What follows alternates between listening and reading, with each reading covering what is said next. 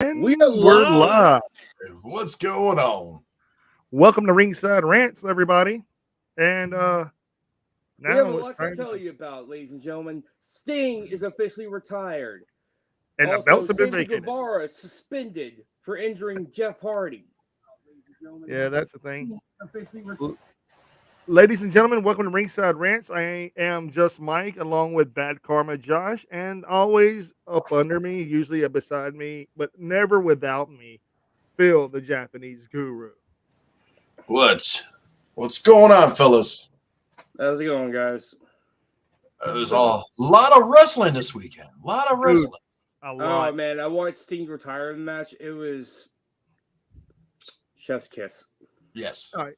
Yes, but before we get into the main event, the meat and potatoes of the weekend, did anybody watch any of the other stuff on Triller? I wanted to. I just and Honestly, I tried getting some the GCW action, but unfortunately, all my websites were blocked. Well, as you all know, I love GCW. I know Maki I Ito watched. made a return. Huh? Maki Ito made a return. I know that. Oh yeah, 100%, 100%. What's I up? What's watched up? I watched that one though. I did watch her where she teamed up with I think oh yeah I did. I watched the Friday night one where she teamed up with of course the owner of MDK all fucking day. Mm-hmm. Oh yeah, Maki Death Kill, Yep. Where she teamed Mister up Mister Nick with Gage. another than the man himself. Mm-hmm. The god of this shit. And yes, I'm part of his fucking gang. Everybody's part of that fucking gang because it's MDK. All Oh, fucking day. fucking man! You don't know I how many fucking love times you people. I I fucking love you people. He's a nice guy. said, He's "Where a my great fucking gang at?" Wait, hold on. What? Wrong one. Yeah, I like that one. Do you ever go screaming? Yeah. Do you have But one no. effect where she's screaming? Who? A girl screaming sound effect like ah! Hold on, let me see if I got something. Yeah. It No. was like 3 GCW events in a row, man. I know on Friday, Saturday, and Sunday. Usually you don't see that. Can y'all hear that? Mother, you. Oh my god.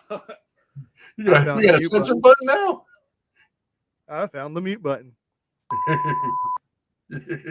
Wow. Holy Nice. fucking shit. Wait. Say that again. I dare you. Holy fucking shit.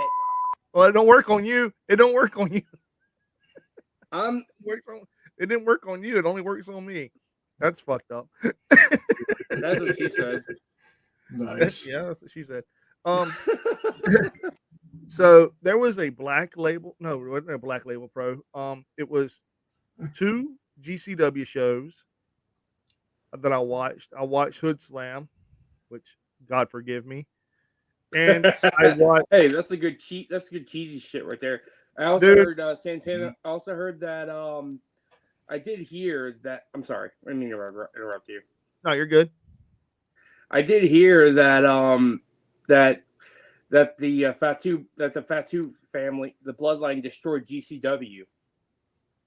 You mean the Fatu Zilla and his brother? and Jacob Fatu. Wow, dude, wow. They dominated.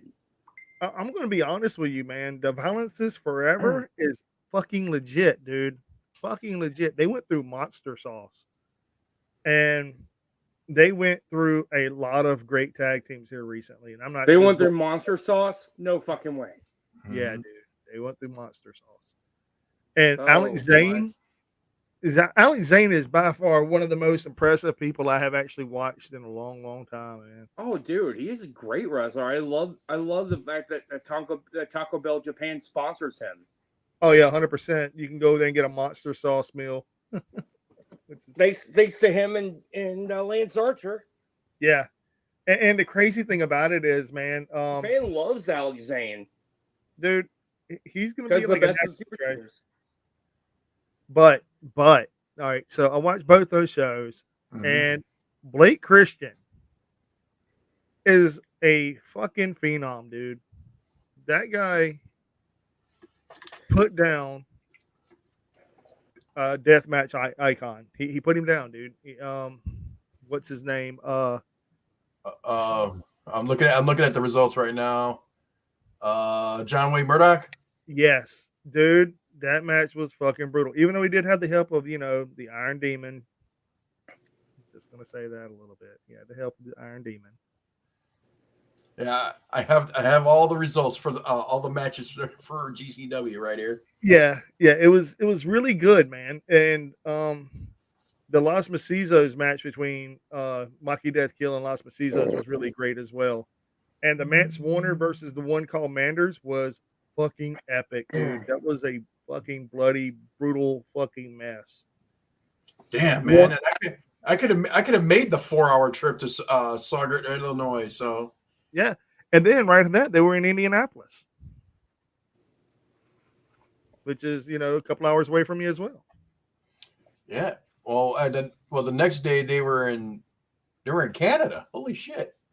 Then the next then on Sunday they were in Indianapolis. It just sucks that Nick Gage can't go to those overseas GCW shows because of his felonies. Well, no, Friday night they might have been in Canada. Friday they were in Illinois. No, Saugus, Illinois. That was actually more closer to St. Louis, right on the border of that. Yeah. That's what they did. They did the St. Louis show. They called it St. Louis. Yeah. Then the next day they were in Canada. Then the next day, then the day after that they were in Indianapolis. You're killing me, dude. Hold on. I'm looking at a thing. Hold on.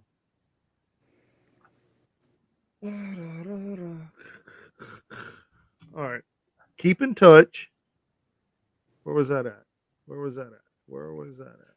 Well, the second day was IWS versus GCW, and that was the one in Canada. Okay, so March 2nd was Friday.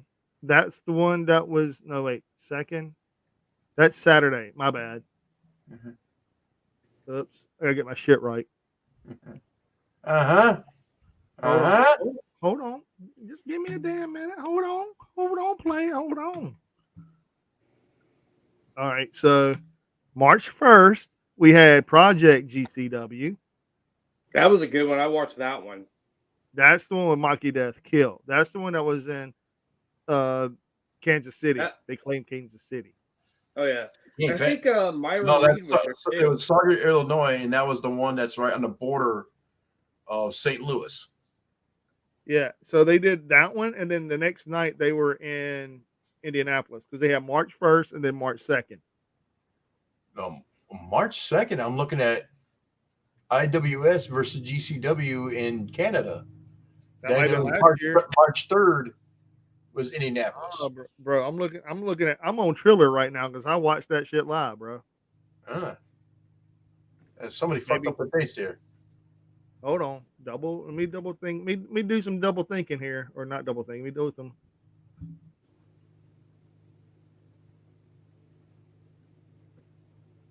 Oh, it is March. Okay, my fault. It is March 2nd. They had two different shows. Yeah. March 3rd. They had a show in Canada and show in the US at the same time. What the fuck, then? That's fucking crazy. Let's go. Yeah. Okay, so my bad. Oh, you're good. You're good. But yeah, that's the one I watched. Was the one here in America.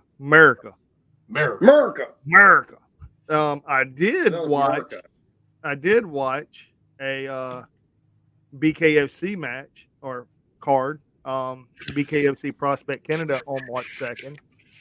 And dude, Yad Masan Wong is a bad lady. That is a bad woman. I don't want to fight that lady at all. And whoever she fights next, I feel bad for them. She is a very What do you think about Stardom coming, doing a lot more bookings in the U.S. now? Well, it's because they're getting really close to the Collective and close to Mania weekend. Plus, it also has a fact with Stardom with their original with the original Booker leaving as well. Yeah, that's He kinda basically crazy. wanted to hand them off to Triple H, basically, what I've heard. Rossi Yeah. Ogawa. Yeah. Now there was another show that happened on March 3rd. I don't know if y'all are aware of this or not. That happened in Los Angeles, California. It's called Circle Six Wrestling. And the name of the pay-per-view was EIP. Zicky Dice was the first host, I would say announcer / guy. And he got beat up by Casanova Valentine and dumped in a ramen box, an oversized ramen box, like that was sitting on the side of the thing. Yeah, it was really it was a death match meets dude. It was insane, bro. The Fatus were there as well. Bestia 666 took on Akira. I love Bestia 666 and his tag team partner, Mecha Wolf. Mecha Wolf is really good. It just then sucks. It just sucks they were in a crappy. They're under a crappy production now. Yeah. Then you They had have a lot of potential, especially I'm a fan of Bestia 666's dad. Who was a member of the original OG LWO. And then the Koger Mania brothers were there. 6. Yeah. And then you had the Koger brothers, who were also part of GCW for once upon a time, and one of the Kogers got booed completely every single time he showed up. And then they took on the new Naptown Dragons, which was Drake Younger and Dale Patricks. And then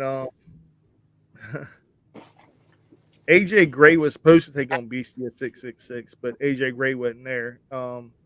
Akira took his spot. Matthew Justice was there. Really, really good fight. Actually, it was Bobby Beverly and Matthew Justice versus Jacob and Journey Fatu in a steel cage match. Ooh.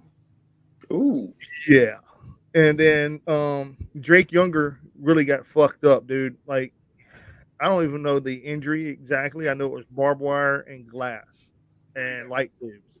Like, it was brutal. I don't know exactly what happened. That's all I can tell you. And then who else fought? Oh yeah, Pretty Peter Avalon took on Bobby Shit. Bobby Shit. What? And, That's his actual name? Yeah, Bobby Shit and Pretty Peter. They were supposed to be a tag team match, and Pretty Peter grabbed the microphone. He said, "Let me tell you something. I don't have to take off my clothes and get all your $1 bills anymore. I'm a TV superstar. I'm on AEW television. I know what I'm worth." And he turned on Bobby Shit right there, and then he got beat by Bobby Shit. And then Bobby Shit was dancing, and then Pretty Peter started dancing with him. It was. They're called PPS, PP Shit. Yeah, that's what it's called, PP Shit, because Pretty Peter Avalon, Pretty Peter Shit. God. Dude, it was like when I heard their name come out and Zicky Dice introduced them, I was like, what the fuck? And the crazy part about it, the commentary team was, one of, always a great KG Kevin Gill. I love Kevin Gill. And Casanova Valentine. And he was hilarious, man. And then Zicky Dice started ripping on him. He's like, yeah, that fat fucking piece of shit up there. Don't know his ass from a hole in the ground. You know what? If I could wrestle tonight, there's a couple of people I'd like to beat the shit out of. And that piece of shit up there, I want to beat the fuck out of him. And he's like, dude, you keep talking that shit, I'll come down there and beat the fuck out of you. He's like, what did you say, you fat motherfucker? Then Casanova came down there, dude. And he goes, you know what? I don't want to wrestle you. I just want to beat your ass. And he goes, well, my mama always told me not to wear my nice clothes into a fight. And everybody was booing him. He's like, but guess what? I don't give a fuck, and my mom ain't here, so fuck it. And he just started beating the shit out of one another. Oh yeah, I did watch that Mance Warner and his former Manders. Yeah, Major. That was a pretty good match. It was a bloodbath. Manders. Dude, it was fucking brutal, dude. Manders gave him a hell of a fight, and then Mance Warner ended up winning. And your future GCW World Heavyweight Champion, Mance Warner. That's what he's going by. So it's inevitable, bro. He's It's going to inevitable. be. He's going to go for none other than Blake Christian. Blake Christian been holding this title for a while, hasn't he? Over a year. Over a year. Over a year. Over a year. Oh, they're really pushing him. Well, dude, they got so many storylines coming out right now. You got the second gear crew turning on one another. You have the whole Matt Cardona spill with the Broski. Then you have the tag team champions going on a roll right now. Violence is forever. Dude, they're taking on everybody. They took on Monster Sauce. They took on the other two guys from the Bullet Club something. Oh, Alex. I mean the Bullet Club War Dogs. You mean Alex? Yeah. Alex Yeah, they beat Zane them. and Gabe Kidd. Gabe Kidd and somebody. Gabe Kidd is a ruthless little bastard, isn't he? Dude. And he got to watch that shit in person. Fucking asshole. You got to watch it in person. Oh, no comprende. Oh, that one. Yeah. Yeah, that was a good fight, dude. That was a good match. And then on top of that, dude, they've been taking on all comers, man. Like, I think now they're looking. They even beat the Garbage Daddies, which was apparently my friend Jordan wants to leave a live chat, and he can't though. He wants to leave. No, he wants to put on a live chat though. Apparently, he can't though. Why? Says no, like there's no live chat though. There should be, because I'm looking at his girlfriend over here. She's in the live chat. I was in the live chat too. Yeah. I even gave us a like. Yay. Yep, I'm Figgy666. You're what? That's my username, Figgy666 on YouTube. Cool. This isn't even my main. This right here is just our channel, man. This isn't even like the main channel I use. I also have an Unboxing Bros channel for my unboxing shits. What? I got one of them channels too. Ooh, look at the scrap I got. Look at this bullshit I bought. I'm gonna unbox a box. Bullshit. Can't believe I spent money on this shit. But I thought I would do unboxing, but one time my mom did it too late. Look at this book I got, everybody. Look at this one of my belts and everything, and I just couldn't. I got this card in the mail. Dude, I went to the DMV and picked this up, bro, just so I could show it out on my unboxing page.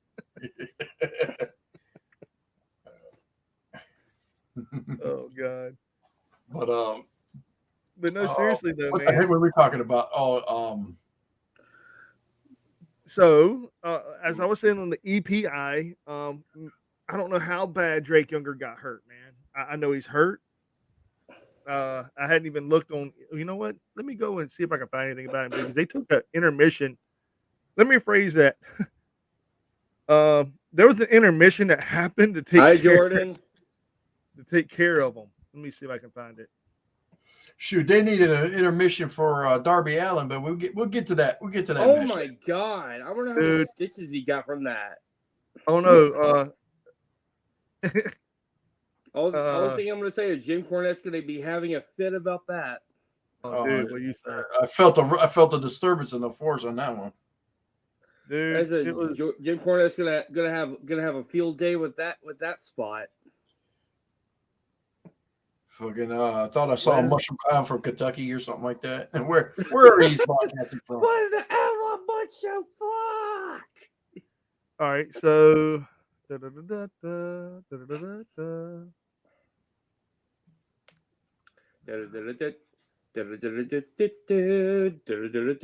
preparation, man. Gotta have your notes. I'm doing the thing, man. Hey, you know what? I didn't really care about it because it was Drake Younger, man.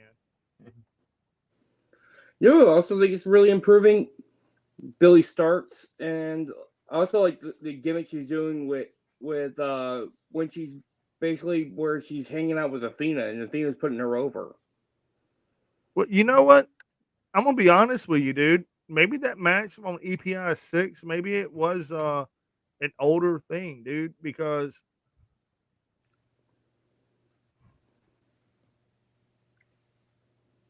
March 3rd, Circle 6 Wrestling. presents EIP the 2 year. No wonder I fucking spelled it wrong. Duh. It was Billy Starks was at that GCW event, and on the first she was going against Killer Kelly. How was that match? Killer Kelly. That Yeah. match was good. She went over Killer Kelly. Yeah, I see.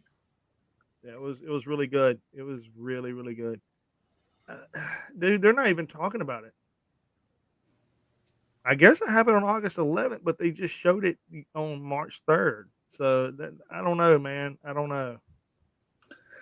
I'll tell you another thing. I'm really doing. I get my taxes ready. Damn, already got them done and almost. I haven't really had any time to do it because sometimes my job tires me out. King of the Deathmatch tournament. Okay, we finally got some comments in. Okay, hold on. Let me go back to y'all. Okay, no Phil. Hey, blah blah blah. Okay, finally in. Yo, Phil, what's up? All right, so here we go. Wow. Wow. Okay. Yeah. Yeah. Nothing. Yeah. All right. Yeah. So I don't know, man. I have no idea. So what do you think about Sting's sons, by the way, dressing up as versions of him from the late 90s and the late 80s and early 90s? It was a surfer gimmick, and then it was NWO Wolfpack Sting, which was really cool. Yes. Ready for Okada in AEW? Hell yeah. The match of the night, though, man, had no surprise whatsoever, and everybody knows who the match of the night was. And I'm not even going to say that. The Bucks. Who? Sting and Darby versus the Bucks. Phil, you're going to be muted. That was not match of the night, dude. Match of the night was Takeshita versus Ospreay, hands down, dude. Oh, that was great. Oh, that was a phenomenal match. I think that was the only one I watched all the way through. Everything else, I was like fast forwarding. I'm like, okay. Dude, I even love the part right before his match started. Ospreay got inspiration from Ricky the Dragon Steamboat. Dude, Ospreay was fucking hurt, bro. You see that big ass strawberry on the back of his back? Like, holy shit. Jesus. Dude, he mooned us and everything doing that during the media scrum. All right. So, but the most hardest hitting match of the night had to be the eight man scramble. Wardlow got a black shiner, dude. Did y'all see that shit? Oh yeah. Wardlow had a shiner at the end of that match, and I know where it came from too. But I ain't saying no names. But I see where it came from. It was well documented. It happened early on in the match, dude. You could tell Wardlow was fucking pissed because halfway through the match, he walked out and he was like, "Dude, my eye fucking hurt." When I see him lean down, I was like, "Oh no." I would have just took it like a man. No, he did. He won the match. I mean, he won the match. I mean, hands down, it was a great match, dude. It was phenomenal. I loved the meat chants from the crowd. That was hilarious. Meat. Well, now there's a couple of issues with this match, and I'll get to that in a little bit. But we're going back. Chris Jericho missed a couple spots, dude. Dante Martin almost cost himself his life, dude. It was that close from ending himself, but I digress. But anyway, so Dante Martin hasn't learned from his Ring of Honor spot, did he? Dude, that was not his fault in Ring of Honor. That was not his fault. I will say that hands down. This one was his fault. He just had good people around him to catch him. Now, but before we get into this hardcore pay-per-view known as Revolution, because it was noteworthy, and I'll tell you why it was noteworthy. But watching both GCW shows, watching the BKFC show, watching the EPI 6, which I think happened last year sometime, whatever. He also watched the that other one, Hood Slam show during the weekend as well. Yeah, I watched Hood Slam. I can't forget about that.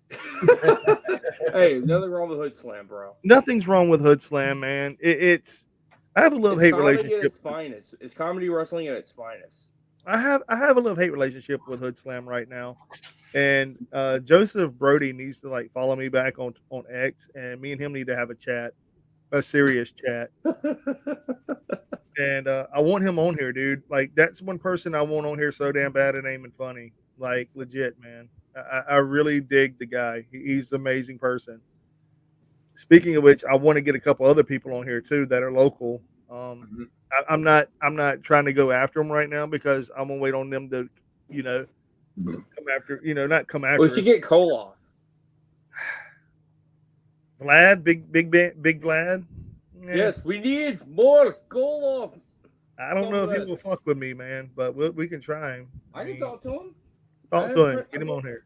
I'm friends with him I'm friends with Dude, him. I'm friends with a lot of indie wrestlers down here, man. I really am. I'm friends with him on Facebook, so I can add him just like that. I'll see what he says.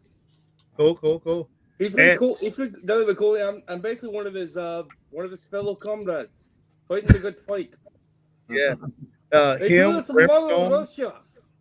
Brimstone, his tag team partner, Charles West, Gato, which is always busy.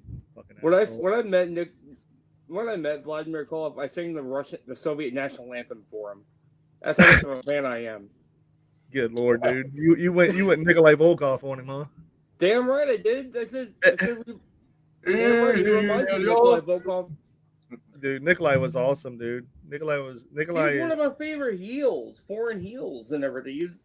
I met Nikita Koloff. That's about it. Oh, dude, Nikita Koloff's a legend, man.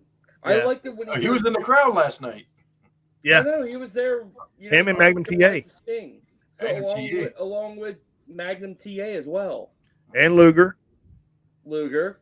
Let's see, Ricky the Dragon Steamboat was there too. And that one kid, man, that was in Cobra Kai. What is that kid's name? Hausen. Yeah, that guy. I loved him. He plays Stingray. And he also played in that show Warrior too. Whenever he was like a psychopath, and he was in like just doing dumb shit. Mm-hmm. Oh, the Warrior show with the Jonas Brother. Oh, I thought you were talking about Bruce Lee's. No, that show is fucking awesome. That show you're talking about with the Bruce Lee shit, dude. That show is epic, man. It's like Kung Fu meets a spaghetti western. Dude, I'm gonna be honest, man. I was blown away by that show. I didn't think I was gonna like it. I was like, that's bullshit. And I was like, I gotta watch all episodes. Dude, it's based on Bruce Lee's storytelling. Yeah, it's based on his books. And also his daughter produces the show, and she brought in some of the best Asian actors for that show. Dude, the guy that was this. You never seen Warrior? Oh, dude, it's on Max. It's so good. It's on Netflix too.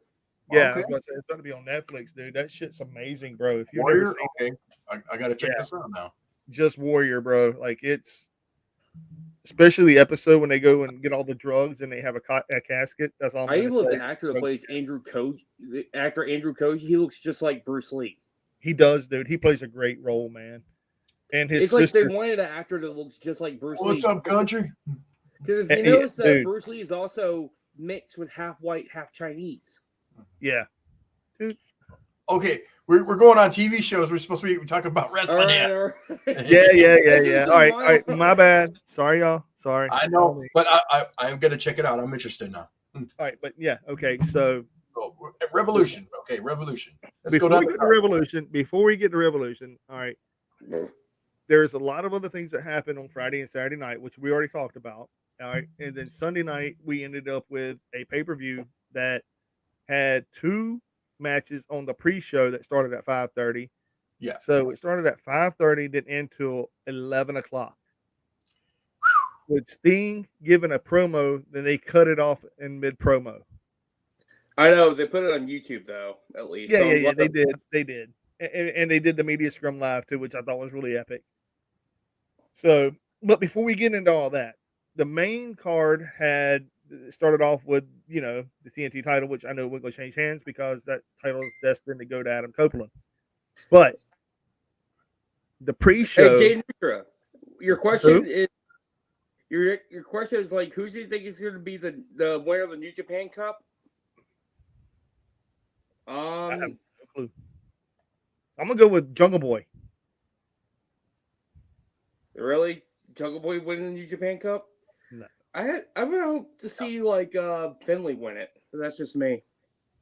I'm gonna tell you who I think is honestly going to win it, and it's going to be a shocker to a lot of people. It's going to be Nick Namath or Matt Riddle. Yeah, a lot of names there, right? Well, they want to push a Gaijin wrestler, to the top. So that's why I also think they pushed Matt Riddle and Jungle Boy. Now he's the scapegoat, Jack Perry. They may not be on there. They may not be on there at all. I'm just spitballing here because Jack Perry's part of the tournament. Is he? Yep, the scapegoat's part of the tournament. He might go pretty far, man. I think he'll make semifinals, maybe. I don't think he'll make finals, but I think it's for the world heavyweight title. Yeah, that ain't gonna happen. No, it ain't gonna be Jack Perry. Then I'm going to go with Tanahashi. All right, so what did you think about the All right, so where you were talking about Revolution again, right? Yeah. Yes. All right. So it started off, man. The first match of the night on the pre-show, I wasn't a fan. The 10 or 12-man tag or whatever, 10-man tag, whatever it was. The Bang Bang Scissor Gang. Dude, I wasn't a fan. It was and Max Caster fucked up the fucking rap again, dude. You think he's doing it on purpose? A lot lately. I was like, what the fuck? He's like, fuck. I think he's doing it on purpose. I really do. I think it's a work. I think it's obviously a work, but I think it's they're trying to make it look like it's real, like he's fucking up actually. Yeah, and I enjoy it. I get it. I think it's amazing. But at least Anthony Bowens hasn't fucked up on his part. I like that. It's kind of hard not to fuck that up. Yeah. Or unless you're drunk, you forget what town you're in, though. It's kind of easy. It's kind of easy whenever they've been like what is it? Publicly announcing Greensboro for like 6 months, 7 months. Oh yeah, like there was one time where Juventud Guerrera said, "Finally, the juice has come back to New Orleans," but he was in Mobile, Alabama. Yeah, that shit was hilarious. Mm-hmm. But that match was kind of a snoozer, man. I was like, But that's why they call it the pre-show, Yeah, and Max goes heel and anti-gay. I don't know, man. Max Caster's pretty into this character pretty good. So I don't think he's going to turn on Anthony Bowens and go the anti-gay thing. I think that'd be that'd be detrimental to that whole. That'd be detrimental to AEW. I think.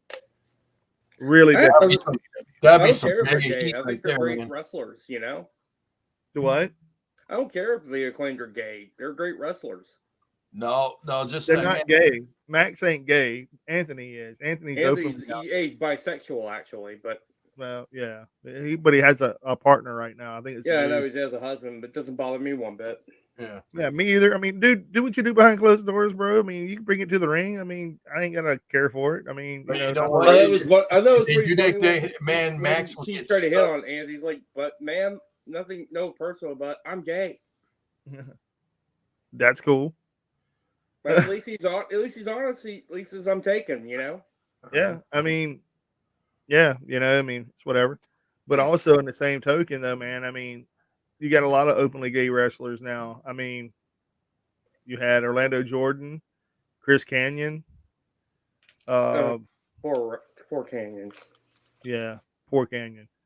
And then you have a lot, dude, Effie. Mm-hmm. Effie's awesome, man.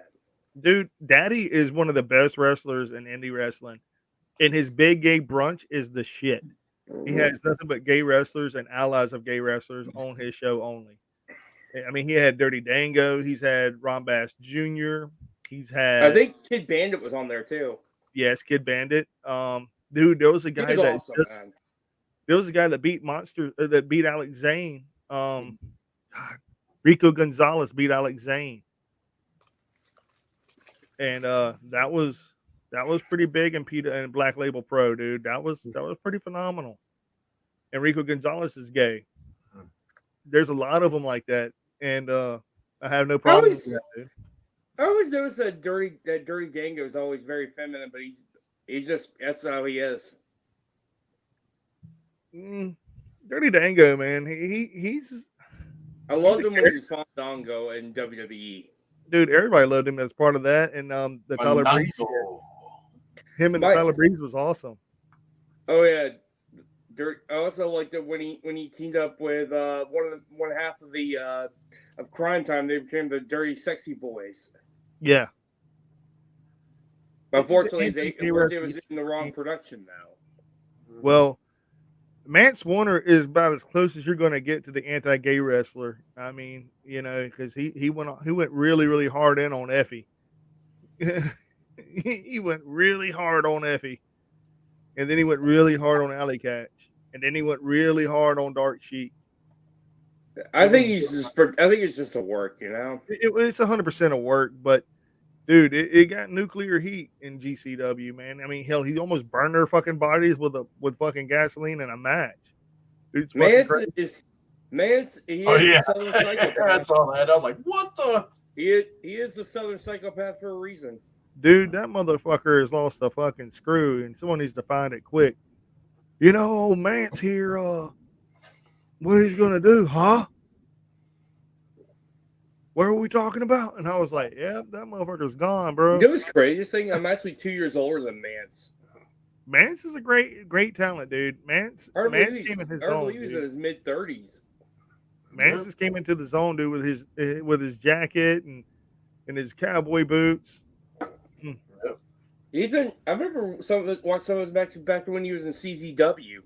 Dude, CZW was awesome, dude. Whenever they first put him on the map, and he wasn't doing nothing but like regular matches, and all of a sudden, Mance Warner showed up at Tournament of Death, and at the end of the match, he goes, "I am fucking hardcore," and I was like, "Dude, you're bleeding. You got shit hanging out of your neck." And he's like, "I don't care. Fuck it. I got enough painkillers in the bag. I'm good." All right, so for the second pre-opener for the Revolution, I did not like that match. Chris Statlander, Willow Nightingale versus Julie Hart and Sky Blue. They need to change that lady's name to Sky Black, or even better than that, blue. Even better than that, Dark Black. Nah, Blue Hearts, man. That's the team name, Blue Hearts. Or Dark Blue. How about that? Instead of Sky Blue, Dark Blue. It works. It works. I like the Nightingale one. I think you have a good mind for the You have a good mind for the business. Oh, Mike, you do, Mike. Yeah. I mean, you got to change your name to fit the gimmick. You can't just go, "Oh yeah, that's Sky Blue," and that's Julia Hart coming out with the creepiest fucking gimmick ever, and then you have this spooky chick, and then her name is Sky Blue. One of my favorite spooky women wrestlers is Abaddon. Call Blue Buns. I like to win. That's what we need. There you go. Thank you. You're welcome. But speaking of your buddy over there, speaking of former Velveteen Dreams, got a wrestling spot within any company. Thoughts? I will give you my thoughts after everything. But since we were talking about gay stuff, and he's not gay, he's not even bi. I think he's actually straight, but his character is very flamboyant, like Prince S. No, I'm not talking princess. I'm talking about Prince. Like the symbol. Oh yeah, I knew talking about like Prince, the artist. The artist formerly known as Prince. Yes, and he went as, by the way. Yes, and also in NXT, he went by the artist formerly known as Velveteen Dream. So did Prince Iaukea. Prince Iaukea. I'm going to keep my mouth shut. All right, Velveteen with the accusations. The accusations have all came out, and they've all been proven false. He has never been arrested on any of those accusations. However, he did get arrested on 2 Battery. drug charges, Oh, dude, both of them being cocaine. So, with that being said about Velveteen Dream, the accusations were just like Chris Jericho's, dust in the wind. But yeah, it's still impacting his career. It impacted his career a whole hell of a lot because of the fact that it was during the Me Too movement. And it didn't help matters whenever his character is openly flamboyant, very flamboyant, very charismatic, very, very questionable, I should say. Mm-hmm. However, yeah, I questioned it too. I was like, but the thing is, the minors thing, it never happened. He even pulled it out on the Chris Van Vliet. If you haven't watched the Chris Van Vliet interview, watch it. That's all I can say is watch that interview. So back to the match with Chris Statlander and the women. Not impressed. I was very, very, very, very upset about that finish. What do you think about Stokely Hathaway being their manager, though? But is he? Is he? Yes, sir. Yeah. Is he? I mean, he didn't move from the commentary desk their whole match. He didn't interfere. He didn't get up. He was playing a Don Callis role. Is Don Callis a manager? He's a visionary. Don Callis is a figurehead. Yeah. It is called the Don Callis family. And tomorrow I like Don Callis. So he's one of the most controversial characters ever. Dude, Don Callis would sell his own son to get $1. Oh, I kid you not. I kid you. You should have seen him. Cardi piece of You should have seen him on commentary in New Japan Pro Wrestling with him and Kevin Kelly. They were great together. Dude, Kevin Kelly's an amazing, amazing color commentator.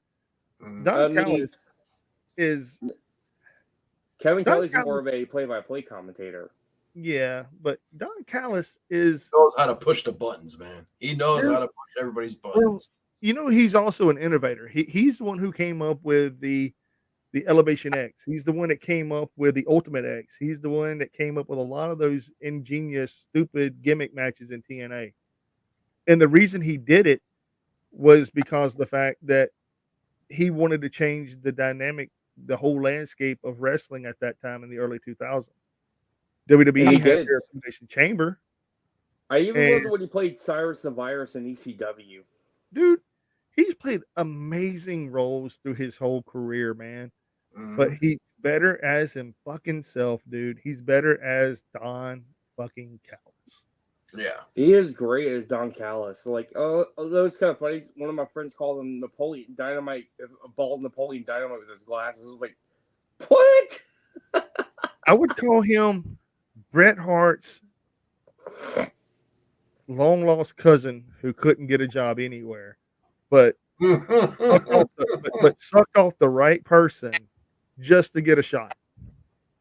Kenny Omega.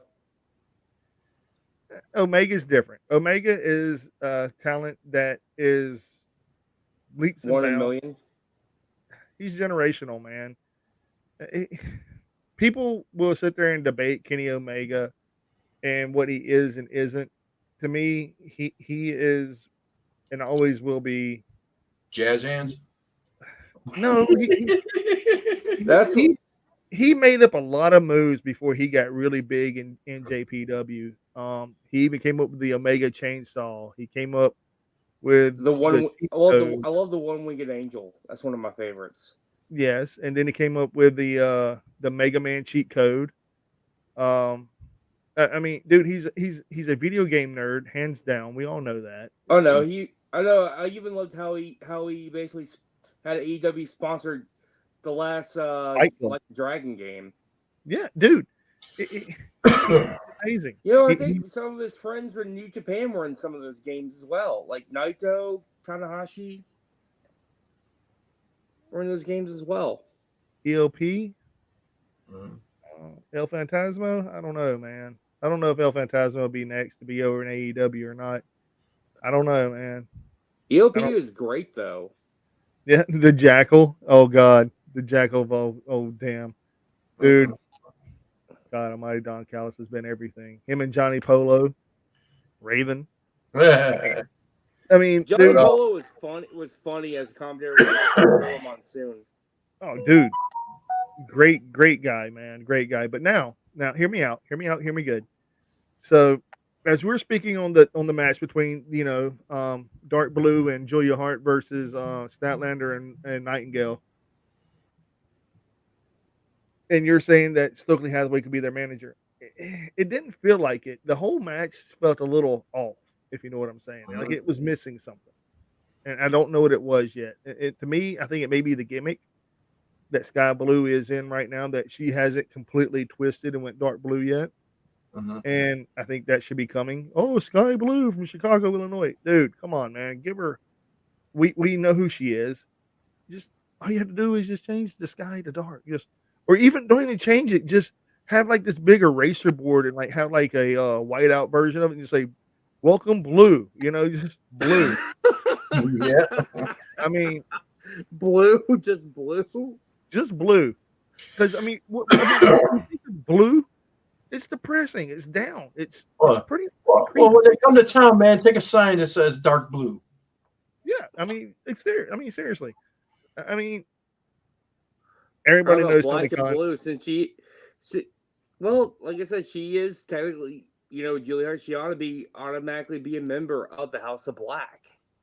Well, I think she is, but she hasn't been inducted, kind of like the whole thing with, yet.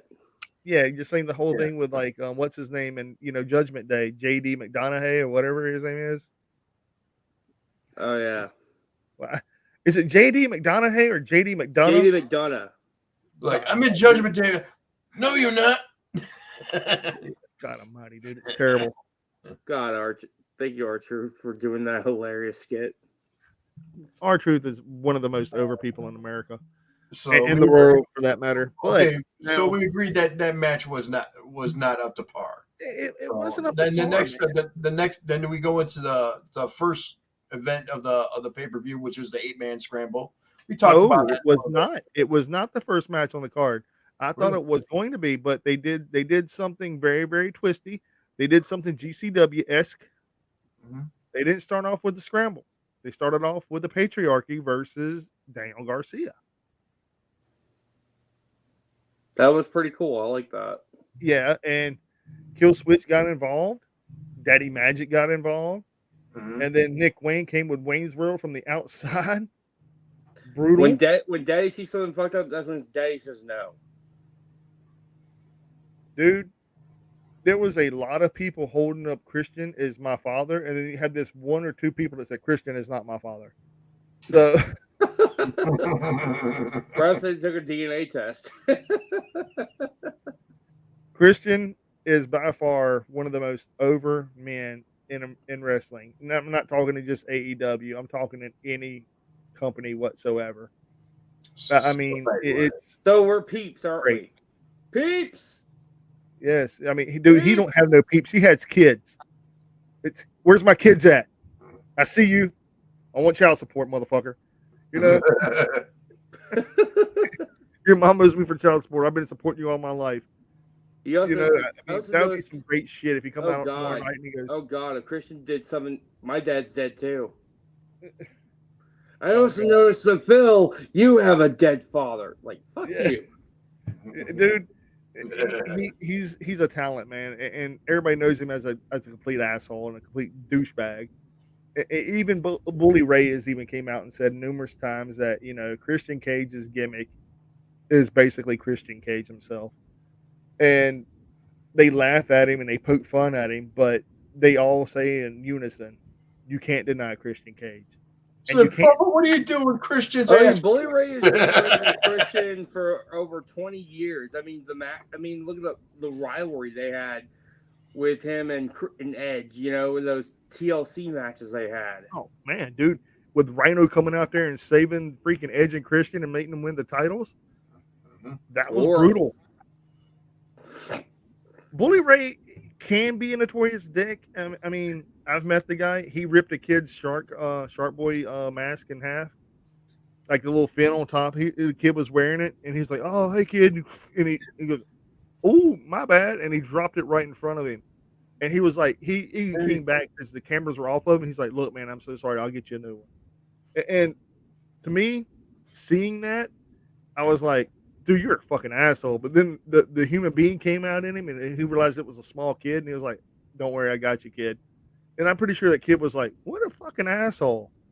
A nice asshole, but what a fucking asshole!" You know? He likes like when it's kayfabe, he likes to act like a dick. But when the camera's off, he's like, "Hey, what's going on, man? How are you doing?" Yes, because he knows when to do it and when not to do it. MJF, he has no stop. There is no.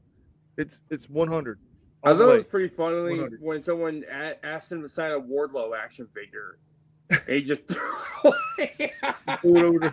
You go fucking fuck yourself, dude. Yeah, I mean, I would have done the same damn thing, dude. You're an asshole. I like when he takes some pictures. He's like, all right, we gotta take a picture. All right. Oh yeah, and also He's like, when the all kid right, 1, 2, freaks out, 3. and James like, that's good parenting, you tart mom, dad. Dude, and he goes, "Oh, how old are you?" She's like, "I'm 9." He goes, "Oh, you're 9 years old. Oh, yeah, that's awesome. That's awesome. Oh, you're giving me the finger. Wow, great parenting, Dad. Piece of shit." You know, dude, I died laughing, man. Like, how much more genuine can you be? You know, I mean, yeah, I mean, he didn't embrace. He didn't embrace the heel. The heel embraced MJF. It's like, "Hey, where have you been all my life?" And MJF's like, "I've been here, bro. I've been waiting on you to come to me." So, All right, but yeah, so MJF is I great. remember when that heat he got for basically trolling Bret Hart the first AEW pay-per-view. God almighty, dude. Double or But nothing. He was introducing the AEW World Championship. yeah, That could it's have brought Jericho. sign to me knowing that MJF was going to get that belt. eventually. MJF, dude, is a phenomenal athlete. I'm just gonna throw that out there. Oh, But he's great. I loved it when he beat Tanahashi at Forbidden Door. dude, but let's get back to the card a little bit. Okay. So the next match of the night was Eddie All-Star Kingston eight-man versus tag, right? Brian. Huh? The All-Star 8-man scramble match. Negative, dude. That didn't happen until a little bit later. It was Brian versus. Well, Eddie I'm looking at something that it's like I guess everything's out of order here. So Yeah, next match was Brian versus Eddie. That was a good match, dude. I honestly didn't believe it was going to live up to the hype. I really thought it was just going to be an actual skullduggery match where Brian Danielson is to beat the living shit out of Eddie. No, boy, was not wrong. No, Brian Danielson really put Eddie Kingston over, and they beat the living shit out of each other, and I loved it. Dude, did you see that backstage fucking interview? I loved it. I almost broke a tear to that part, man. Dude, I mean, Eddie don't have many more years left in him, and he knows it, dude. And he don't act like he has many more years. And Brian Danielson's already announced his retirement's coming soon, at the end of this year. So I get what they're doing with this, and I hope Eddie keeps the Ring of Honor title until he's ready to relinquish it. But the other two titles can go away whenever they fucking want to. But him holding that fucking Ring of Honor title means something right now because there's nobody on his fucking level. New Japan Strong means a lot to him, especially the fact he's he's also a Japanese guru like me. Of 100%, dude. I mean, he even dedicated the match to Juno Akiyama. Yeah, he wears. Most of he wears those yellow, black and yellow. Yeah. That's his hero. Yeah, dude, 100%. Him, Yuji Nagata. Most of think he wears both of them as a triple crown. Yeah, and he even loves Masato Tanaka. Masato Tanaka was one of his bucket list matches, and when he got to wrestling, he was like, "I didn't care if I took the fucking loss or the win. I just wanted this fucking match." And he took the L, dude, and he was happy. He even got up and like shook his hand. Oh, did you take a chair to the head? You should have seen Eddie Kingston during the G1 Climax. He did great over there. Dude, Eddie Kingston's not a bad wrestler. I mean, dude, he dove through the ropes, and I was like, What the fuck? He's the what? He just Come did on, what? Eddie, let's go. You know, That's like me doing it. I bet that hurt Jim Cornette knowing that he shook Eddie Kingston's hand. Brian did. fuck corny, man. I'm just gonna say that. Fuck corny, bro. I like Don't care. those repeated chops. It reminds me of Kojima's chops. Mm-hmm. And they even mentioned him on commentary. Him and Yuji and Jun and several other Japanese wrestlers. I won't go into name, including Hayabusa and fucking I love Hayabusa. Jushin, even Jushin, dude, and Great Muta. Mm-hmm. Oh, even the Great Muta thanked Sting for his years as well. Dude, that was one of the greatest fucking feuds in WCW, dude. Oh, yeah, Great Muta. Oh, they even I remember when they had. I still saw clips of when New Japan and WCW had that Super Show in the Tokyo Dome. Bro, that shit was going hard, man. That shit went hard. And I'm just glad Muta was able to hold the big gold belt. Oh man, Muta held almost every belt. So I mean, it's fucking Muta. And not only him, then you have Ultimo Dragon holding 17 belts or 15 belts at one damn time. Oh yeah, he had both arms, and he had fucking Sonny Ono carrying 3 or 4 of them himself. Including it also included the WCW Cruiserweight title. Yep. Yeah, it was 15, bro. It was 15 belts, I think, at one time. I think he was also feuding with the Great Sasuke with that as well. Yeah, and dude, the Great Sasuke was really great a couple weeks ago at the J Cup. Oh my god, he still has some moves for a guy his age. 50-something years old, can wrestle like a fucking cruiserweight still, dude. Can go, bro. Can go. Oh my god, I was impressed when he wrestled Nick Wayne and stuff too. Well, you heard what Yuji Nagata said. He wants to wrestle until he's 68, and he's in his 50s right now. You mean Blue Justice? Holy shit! Yeah, he said he wants way into his 60s. Speaking of great feuds, I like this feud with Minoru Suzuki. 20 years have been going. Murder Grandpa. They've hated each other, awesome. Dude. They've hated each other since high school. They can say they hate one another, dude. You know they out there loving one another at the end of the match. Well, they've known each other since high school, though. Oh yeah, 100%. I mean, they're the same age and went to the same high school together, and there's a lot of history between those two. Oh yeah. Now, before we end this hour, there's one thing I want to say about that match that I was very impressed with. The fucking handshake. Mm-hmm. The handshake made it worth the fucking effort, dude. I mean, and just like fucking Excalibur said, now he has to shake the hand. And dude, it was a buildup that even Keys was like, nah, fuck it, I don't want it. And then Bryan Danielson's like, nah, man, nah, I'm man up, dude. Put it there. And then, dude, I was like, wow. And Kelly was sitting beside me, dude. He was like, man, are they faces or heels or tweeners? What is the Blackpool Combat Club? I was like, wherever the fuck they want to be. They do whatever they want. They're the BCC. They do whatever the fuck they want. I mean, seriously. Bring a little tear to your eye, but like, suck it up. I'm a man. Yeah, dude. I mean, it's some of the greatest shit you've ever seen, man. I mean, 2 generational talents, one that's on his way out, one that has a few years left if he wants to pursue this that long. And you have one of the greatest bookers in professional wrestling. I'm not saying the best, but he's had one of the most magnificent runs here lately. Right now, he's getting back. It's being more consistent here lately. So, with that being said, I really am happy for what they're doing, and I hope they continue doing this. And see what AEW really needs to do on their television program is stop putting the main event the first event. They do that way too much, like WWE used to do, teasing it. Terrible idea. Or put a nice event. It's like, it's a banger of a match and disqualification at the end. Yeah. All right. So I'm going to AEW straight away from do too many disqualifications. I give them that. Yeah, I give them that too. But Because too many before, disqualifications can just it's like beating a dead horse. I hate to say it, but it is. yeah. So I'm gonna end this hour now. Okay.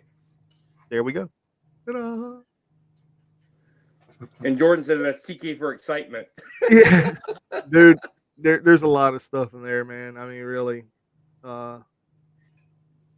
He also has a question for y'all about the concussion of Jeff Hardy and Sammy Guevara getting suspended. Dude, it is what it is, man. Are we talking like 3 years ago? Recently, No, like, that's Matt very Hardy. recent. Jeff Hardy. This happened on Rampage about a week or two ago. That was the, Okay. that was Okay. that was the same night that he was also doing a whatchamacallit in Florida too. He was doing a meet and greet and signings over at Pensacon.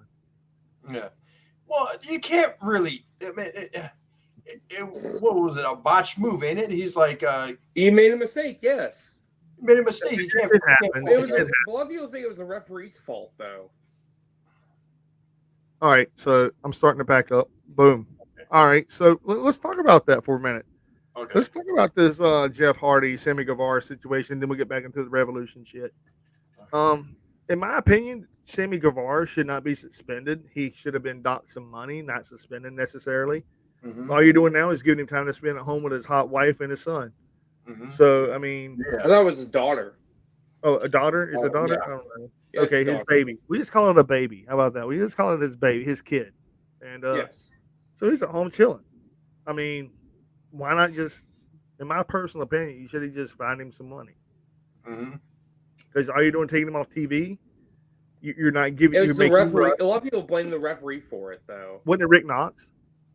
No, I forgot who it was. I have to look him up again. He's always Jordan. You know who it is. I told you earlier before I was in the chat and everything who it was. But well, yeah, I saw it as like, I mean, it was just a botched move. I mean, it was an accident, you know. So okay, so it was Paul. Paul Turner, yeah. Yeah, Paul Turner. Paul Turner is also he's the from what I understand, he is the the senior official. And I don't think it'll be Paul Turner's fault, because if he's a senior official, he should know better. And if it is, Yeah, Paul Turner. So if it is Paul Turner's fault, then I think Paul Turner didn't do the X or anything. Then it's on him. But well, I think they went for the cover right after that, or I don't think they did any moves right after that. So I don't know, man. The way I'm looking at things and the way I'm feeling about things about the whole situation with the Hardys, they're not happy in AEW and they're not happy with their booking. I get it. Mm-hmm. So I don't know. They've been kind of if it wasn't for Jeff Hardy messing up, I think they would have had some better bookings. I do believe in that as well. Yeah, I totally agree. They should have been champions already, and they should have dropped the belts to someone, and they should have finally just retired. This also could be part of a storyline as well, because if I recall correctly, that Sammy Guevara match happened right before the Jon Moxley match. Oh yeah, and also don't forget Matt Hardy showed was also flipping him off too after that. Yep. So Because I remember Matt Hardy and Sammy Guevara had a feud during the pandemic as well. Yeah, and that was knocked him out. And that was during the whole delete situation. The Elite versus the Inner Circle. Yeah. I really think it's half storyline, half shoot, in my personal opinion. And just like there's the Miro situation and Tony Khan not knowing Miro was injured and fucking whatever. But and then on top of everything else, like I don't know, man. I just don't know. I just don't know. We'll see how it plays out. We'll see. We'll see. Maybe we'll get a confirmation tomorrow night whenever. Oh yeah, Sammy Guevara's been fired or suspended because of what he did, and they're gonna show the da da da da on Jeff Hardy, and then if they show any of it and they talk about it, then it's all storyline. Yeah. You know, for the next show, we should talk about wrestling video games. The next podcast. Dear God, no. Oh come on, it'd be fun. Dude, God, no. I'm gonna have to say, because dear God, no, that game was god awful, dude. WCW NWO Revenge. The best wrestling games, and I'm gonna throw this out there, and y'all can hate me for this or whatever, dude. It was honestly to God truthful. N64 video games for wrestling video games was the best wrestling games, hands fucking down. No Mercy. Also, No Mercy. also like WCW versus NWO versus the World Tour. That was a good one And too. Yeah, and don't It was forget called Virtual WCW Pro versus Wrestling NWO. over in Japan though. And then you also had WWE 2K, or I'm sorry, WWE 2000, WrestleMania 2000. That That was was a good one. awesome. Same engine as Revenge No Mercy, Mm-hmm. and No Mercy. Oh yeah. because they were all by THQ and AKI, and that to me was like some of the best shit they've ever done. Oh yeah. Yeah, That's why. really. That's why I bought. Even though it's not selling, that's why I bought the AEW Fight Forever game because it reminds me of that. The Fire Pro games were generic WWE games. I don't care what anybody says; they're generic as hell. What was the N64 game that the Japan one that had the same engine as the No Mercy? I forget the name of it right now. It was it's Virtual Pro Wrestling 64. There you go. Yeah, that was, It's also that was Part Virtual two. Pro Wrestling I had 2 part as well. 2. I had part 2s, and I played that. they weren't terrible. I mean, but in all seriousness, dude, the Fire Pro Wrestling games on they I think I have both of them. I think there was 2 or 3 of them on the Game Boy Advance and Game Boy and the 3DS and the DS as well. And I then actually got the latest one on the PS4. Actually, it's pretty good. It has Kenny the one Omega, with Kenny Omega and the Young Bucks. yeah, Minoru Suzuki, Naito. I'm gonna tell you how I felt about that when I played it. It was bigger characters than the Game Boy. They even And have it a played a Stardom lot like expansion Game pack where you play some of the women of Stardom as well. Yeah, but it played a lot like Game Boy. You say not handheld, but it like a handheld. And I'm not trying to knock the game. I ain't knocking Fire Pro Wrestling. I'm not knocking it and saying it's a shitty game. I'm saying it was just it's Fire Pro, man. It's generic WWE game. I mean, hell, you had exploding ring death matches. Woo. All right, what's the next match on Revolution? All right. So after we had the like I said, dude, it's like debating politics and religion. We should never, ever, ever debate wrestling video games. Period. I can bring out a whole entire rack right now. I'm like, what about this one? What about this Terrible, terrible. I got the whole, I got basically every PlayStation wrestling game released right now. WrestleFest by far was one of the greatest wrestling games, hands down, because of the arcade madness version of it. I actually heard there's some good wrestling games we never got in the U.S. that's only exclusive in Japan, where you get to play as some of those legends like the Great Muta, Minoru Suzuki. Can we all agree on the pro wrestling on the NES? God, you're a horrible human being, dude. WrestleMania was shit. The best wrestling game on the NES was Pro Wrestling, hands down. Starman, the Green Monster, and the dude that did the Doctor Back Brain Kick. Those guys were awesome. The rest of them games was terrible. The WCW game, oh my God, was god awful. was fine. I'm sorry, bro. They were. Yeah, I'm talking about that too. I'm talking about the Pro Wrestling NES. Yeah, that they were not fire. Amazon Starman, yeah, dude, those were great. That was the best match. That was the best game on the NES. Oh, and they also had another game, which was Tag Team Wrestling. Did y'all ever play that hunk of shit? That was so Oh, fucking yes. sexy and Oh, botchy. good Oh, God. That was horrible. God. Dude, I bought WrestleMania when it came out, bro. And the little bitty bullshit, the little gimmick shit that went around the back, you had to go get it. And it never changed. No matter who you pick, you had Hulk Hogan's theme song playing in the background. Or Macho Man. Oh yeah. True story. You also had the billion. You also had the multi-billionaire $1 Million Ted Man. DiBiase's theme was in there. Andre the Giant was in there. But he didn't have no theme. He never had I any didn't theme. have no damn theme song. He never had no theme song. You should have. What's it gonna be? This big guy? Like, hey, Josh, did Andre the Giant ever have a theme song? Huh? Andre Did the Giant. Andre the Giant have a theme song? I don't No. remember him having one. No, he didn't Nope. have one. What the living hell? That's That's not an N64. What the hell is that? Is that that's a Aja Kong. That's Aja Khan. This is Super Famicom. Basically, it's Oh, called dude. All Star Dream Slam. It's all Okay, female wrestling. Is For Manami N64. Toyota in there, dude? Oh, not N64. This is Super Famicom. So that's basically the that's Japanese Nintendo. version of the Super Nintendo. Yeah. But if I ever meet Aja Kong, I'm having her sign this. Dude, That'd be she's awesome.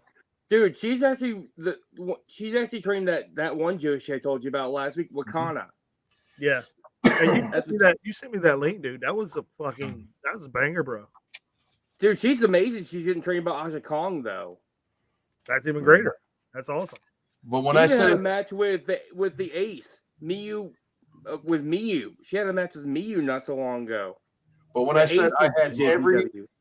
every PlayStation wrestling game, I mean, I have every PlayStation wrestling game. Fuck hell, dude. You have the ECW game I see in there. Oh yeah. Jesus. Dear God. Yep, there it is. That's a thing. I got both of them. Oh, you got part 2? Yeah. Holy hell, dude. Holy shit, you got both ECW games. Yeah. Yeah, one of them's worth a lot of money. I used to have that game In your house. I think Welcome to Anarchy Rules In is worth the Your money. House. Yeah, that was the Warzone. I played it. It was me. Attitude was This way one better right than here. Warzone. Me and my buddy Country made every single one of my friends wrestlers in this game. So did I. Dude, I like the Attitude better. That was way better than Warzone. Yeah. You have to have the game. Oh god. SmackDown was good. SmackDown Yeah. 2 was more awesome because it had the cell. Yep, there's SmackDown too. Now the question is, do you have backyard wrestling? WCW Oh, that was my wrestling. first 3D pro wrestling game I ever played. Was Versus the World. Man. Oh, that game's awful. No, this one was awful. Backstage assault. There was even no ring. Like, what the hell, dude? WCW. That one versus was okay. Thunder. I did have Fire Pro Wrestling. It got destroyed. Hey man, Rumble Roses was the shit. I don't give a damn what anybody says. I like me some Rumble Roses. Hey, I got that. Konami is good at making Joshi games. It was like the Dead or Alive version of Joshi wrestling games. Yeah. And then you had, so now here we go. So after we did the third match of the night, which was did we talk about the third match of the night? Yeah, we did talk about the Bryan Danielson versus the. Okay, that was the second match of the night. The third match of the night was the Scramble. No, you love to throw that scramble in there, don't you? He loves his meat. It was the international title match between Orange Cassidy and Roderick Strong. Oh yeah, They're strong. It was predictable. It was so predictable. But yeah. The very ending when Kyle O'Reilly showed up in the ring, like he was fixing to take out the whole Undisputed Kingdom. That was kind of fucking cool. And That was then crazy. He basically did not join with the Undisputed Kingdom. Mike Bennett I- took his shirt off and handed it to him. And he looked at the crown, looked at the shirt, walked over to fucking Roddy, put it on his shoulder, whispered something to Roddy, then walked away. And I did y'all like the notice shirt he was his wearing. He was arm wearing had a like that? Bull. I like that Bull Nakano shirt he was wearing. Yeah.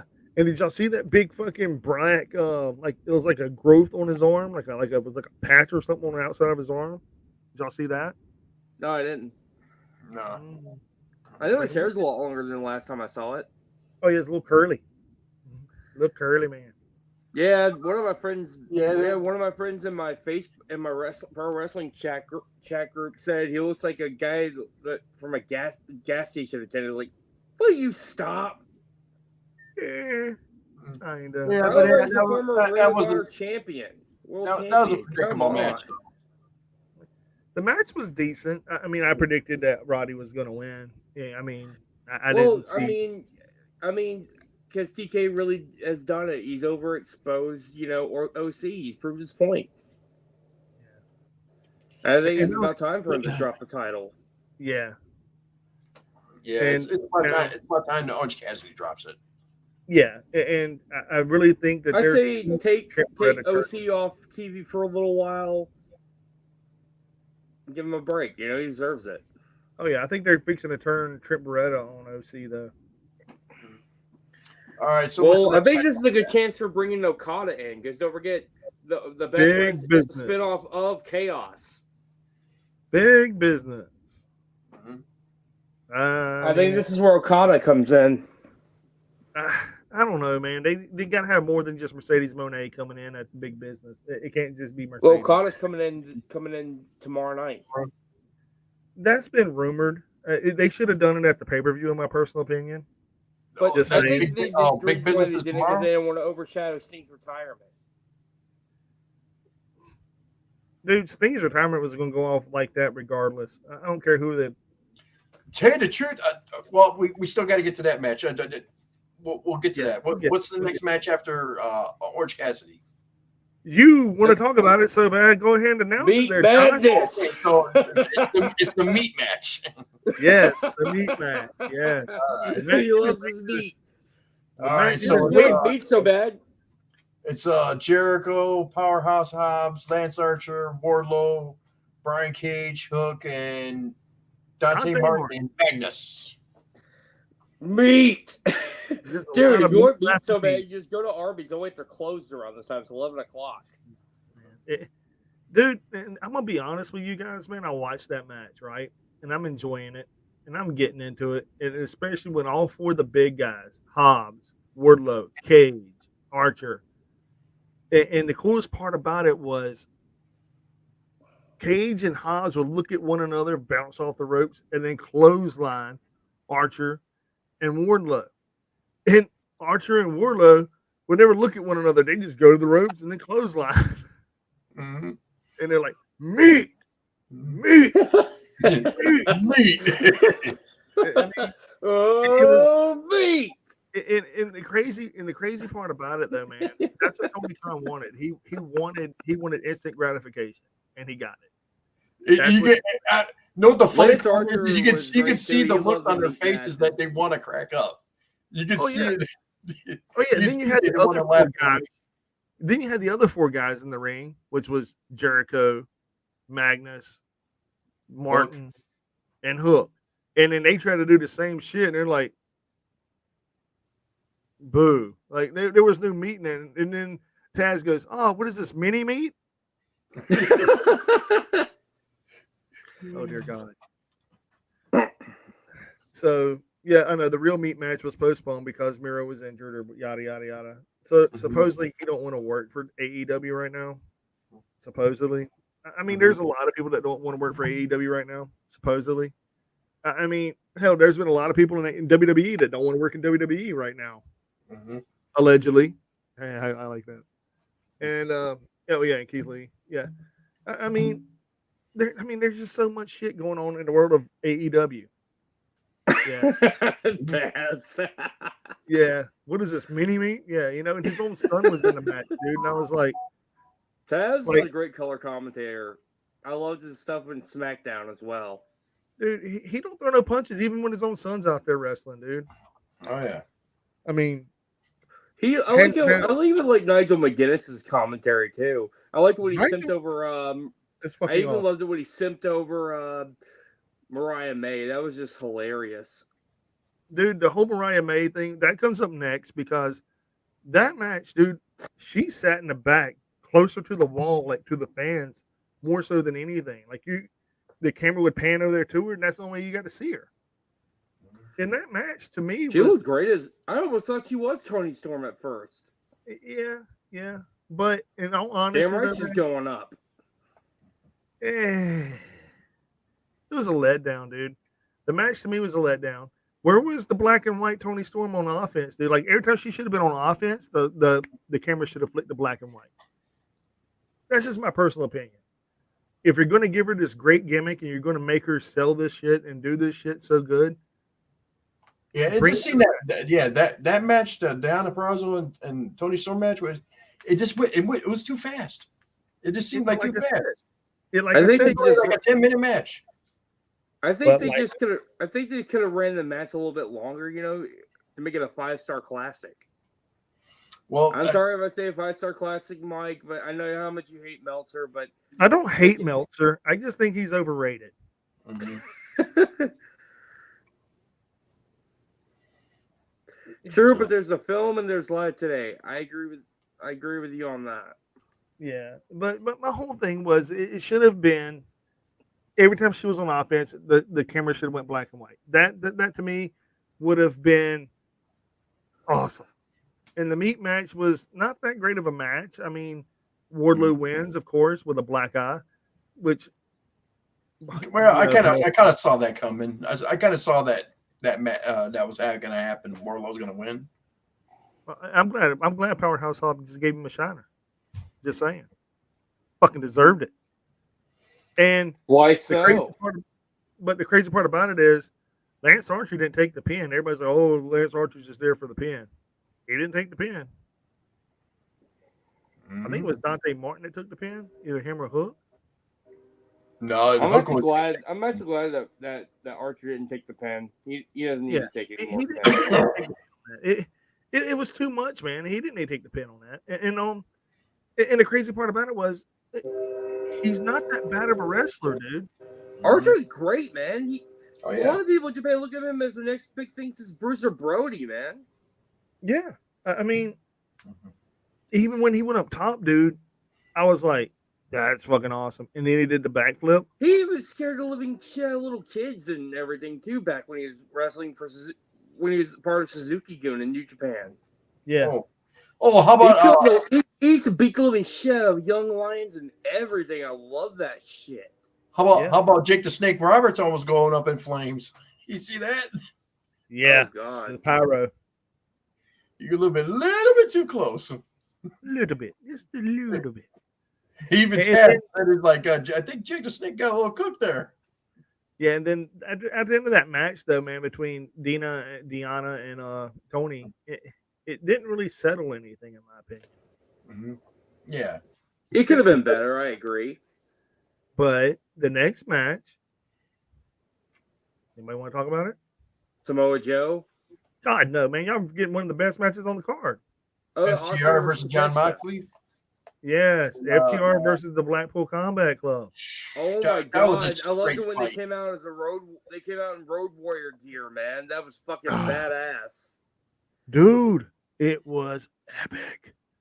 I was like, me and Kelly was like, well, I like Blackpool. I think they should go No, over. President went over clean. I think if I'm correct, it was Tony. It was Mariah distracted her. Mm-hmm. Yeah. So anyway, Tony cheated, Jordan. So don't worry about Diana Purrazzo. Yeah, Tony wins the match, and like I told Kelly, the only way that I've seen that happening is if Mariah costs Tony the match, and that ain't happening no time soon because it's still too fresh, too new, so I don't see that happening until the end of the year, Mm-hmm. and I really am looking forward to Mariah versus Tony, and I do think this sets up a match between Diana and Mariah, and I think Mariah is going to win with the help of Tony Storm. And then they're going to have a tag team match, and this is going to bring in Britt Baker, who turns herself against Deanna as well, and forms an alliance with Tony Storm. Mm-hmm.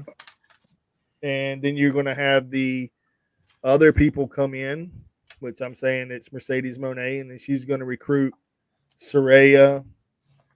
Then she's going to recruit Ruby Soho, and then they're going to go to battle. And then they're going to have another faction formed between Sheeta, Yeah, where's she been at? fucking Otani. Oh, okay. Oh, Shohei What? Otani's her husband. Shohei Otani's her husband. You know, the next Babe Ruth of baseball, dude. Oh, okay. Her Oh. boyfriend's or her husband's plays for Japanese baseball. No, he plays for the Los Angeles Dodgers. He was the ace of the Angels, Shohei Otani. Shohei Otani plays for. He's a Dodger. Oh yeah, oh yeah. A lot of good Japanese baseball players out there. Dude, Otani is Babe Ruth. He is our generation's version of Babe Ruth. So basically, he's the Babe Ruth of Japan, as well. I guess you could say that. Yeah. Wow. Everybody's googling it. Like, is this Dodgers, legit? I believe. Yeah. He plays for the Los Angeles Dodgers. He is. He's not only a pitcher, he is a DH whenever he's not pitching. So America. America, yeah, It's America. he is a two-way player. He can not only play defense, he can play offense as well, and he can hit home runs, bro. Just like Babe Ruth. So I That's guess the she reason- wants to spend time with her husband. Nothing wrong with that.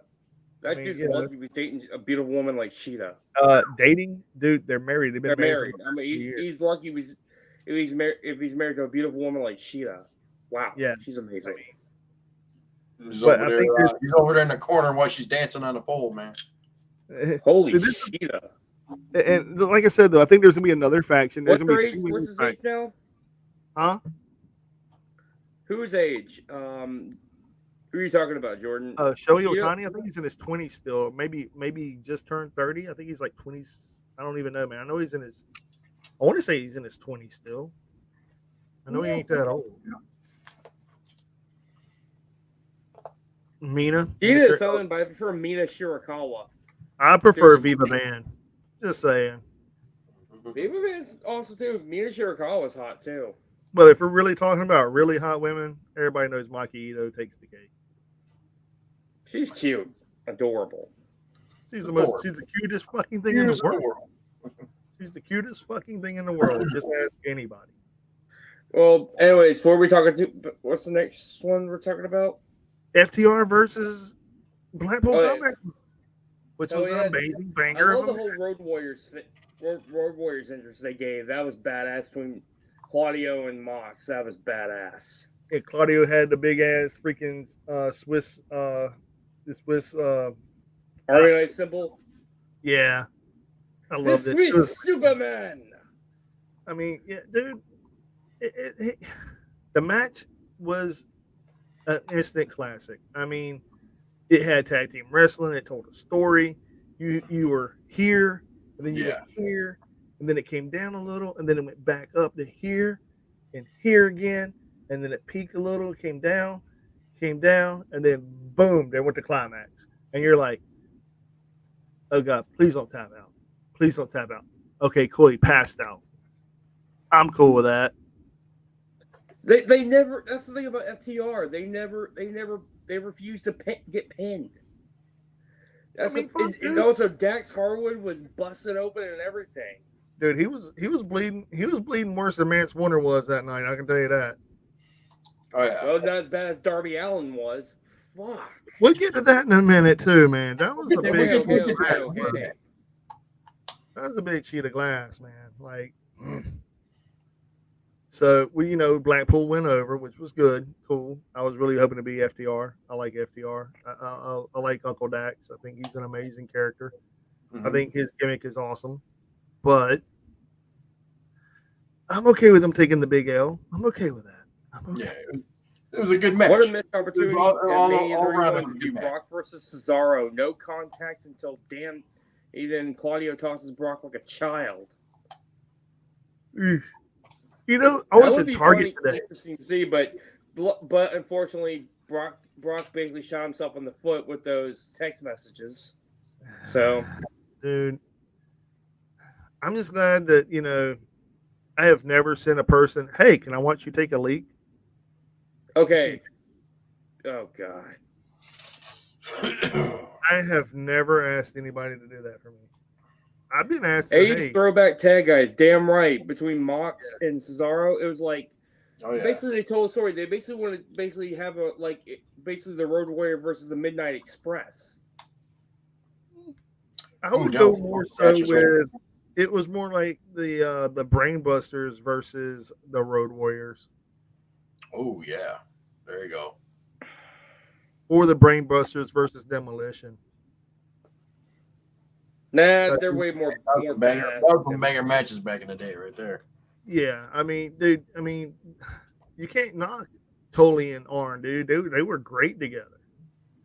They Oh, yeah. were freaking epic in WWF. They're the Four Horsemen. They're part of the Four Horsemen. So originals. But at that time they were just part of WWF. Mm-hmm. And their manager was none other than Bobby the Brain Heenan. Long R.I.P. the Weasel. Dude, he is by far one of the most over people in the history of wrestling, in my opinion. And like I said, I loved it when him and Gorilla Monsoon did stuff together. It was just classic comedy. Oh yeah. This is comedy. Hey, we blah blah blah, and he's like, "Will you stop?" Primetime wrestling. Mm-hmm. Tuesday night I Titans. realized Batman beats him. Yeah. Now, after that match ended, and then the next match we had was the Don Callis family match. Takeshita versus Ospreay. Ooh, man. Whoa. I really thought they were going to turn on Ospreay, dude. I was like, you know, they're going to turn on Ospreay. It's like Michael Jordan versus Scottie Pippen in a one-on-one contest. You need, in order to get the family together, get the team together better, they must face each other in competition. Well, I won't go you one better. It was Michael Jordan versus Patrick Ewing, dude. Two different teams. Because Patrick Ewing is Takeshita. Look how much taller he was than Will Ospreay. 6'1" is Ospreay. 6'3" is that big, tall Japanese freaking behemoth. And yeah, he's tall. I met him in person. That's some bitch is tall. 6'3", 252 pounds of solid fuck you. So, and every time he chopped Ospreay No chance, I agree. He said, "Shit, bro." Every time he chopped him, you could hear him say, "Shit, bro." So he gave him some pretty brutal chops, didn't he? Dude, and then Ospreay gave it back to him. And then when he went for the kicks, did you notice how he kicked him in the mouth that one time and then he quit? Like, that, I guess that was a receipt because his mouth was bleeding after that. Takeshita's was. Takeshi's? Mm-hmm. And I was like, and then Takeshi was like, I got to give you a receipt back. And that fucking brain buster and a top turnbuckle that slid all the way down to his. I think that was an accident right there, man. I don't think he. Man, you don't hurt someone like that. I mean, you pop someone in the mouth, but no. What about that? What about the dragon suplex that he held on way too tightly? Oh my God. Okay, and not only that, whenever Ospreay kicked out, he looked at him and said, "What the fuck?" Like he had that look, like, "You trying to kill me here, bro?" Mm-hmm. And then Ospreay goes for the his finishing move. What is it called? The hidden blade. Yep. And when he went for the hidden blade, Takeshita countered it and went for his finishing move. In that clothesline that he gave Ospreay, Ospreay flipped him 6 times, landed on his back and did breakdancing move. I was like, that was fucking epic. Mm-hmm. And then Osprey came out of nowhere, dude, and hit that freaking hidden blade from the back of the head and pinned him 1, 2, 3. Oh All yeah. all the near finishes though, man. The referee was going 1, 2, and then Osprey would just slowly roll over, dude. Like barely getting the shoulder off the mat. I was like, you gotta be kidding me. Like, Well, this holy match fuck. end already. Yeah. I didn't want, dude, the chant "Fight Forever" literally echoed throughout the whole sold out arena. Mm-hmm. That to me told me exactly what kind of match it was. And Meltzer can say, "Oh, that wasn't a 5-star, or it was a 5-star." I don't even care what Meltzer said. Kind of, That was a fucking great match. That was just straight up, dude. back and forth. Dude, it gave my chill bumps. You know what I'm saying? Yeah. Because one person would get the advantage, and then the next person would get the advantage, and it would just go who, back and forth, back and forth, back and forth. You're like, I don't care who fucking wins at this point. I don't want it to ever end. Even Don Callis says, "It's like, who's the winner of this? We all We are." Yeah, dude, we're the winners of this. I mean, dude, it was wow. And at the end of it, even Osprey got on his knees and bowed to Takeshita. And Takeshita did the same. Dude. And then you see Kyle Fletcher walk to the ring. Strutting to the end of the ring, dude. Just walk to the whether you call them, well, if you look at it, if you look at it, Don Callis, I mean, he's basically sort of like the United Empire in a ways. Dude. And then tomorrow night we get Kyle Fletcher versus Osprey. What the fuck? Like, yeah. Check, please. Yeah. Let that be the main event. Shit. You only had to put the title on the line for real. That's gonna be a banger, dude. So he's facing Kyle Fletcher. That's what I hate about AEW, that they put the main events at the first match. I'm like, then the rest of the show just kind of sucks. Yeah. But Kyle Fletcher versus Will Ospreay tomorrow night is gonna be fucking phenomenal. So damn right, Japanese wrestling. Yeah. I mean, basically, if you look at it, that's what Takeshita was also part of the same group too. It's basically Don Callis. That's what I was trying to tell you, Jordan. Takeshita is part of the same faction along with Don Callis's group. But you heard what Don Callis said. You're only as strong as your weakest link, and all our links are strong, dude. You know, I mean, you have to admit it. Powerhouse Hobbs is the only one that hasn't held a title. Ospreay's held world title. New Japan. Takeshi's held a DDT Pro title. You got Kyle Fletcher held Ring of Honor Tag Team Gold, and he's holding Ring of Honor Gold, Singles Gold right now. Mm-hmm. Powerhouse. No, they're not splitting. They're not splitting Don and Ospreay too soon, because what they're basically doing is like Don is basically testing Ospreay. He's testing his whole group, dude. That's what he's doing. He's testing the whole group. He's testing the whole group. He's basically telling a story of, like, I think he's probably going to go against Powerhouse Hobbs eventually. Well, you know, he's the only one that's held gold, but they don't even count it as gold, and that's the FTW Championship. Mm-hmm. Or so they say.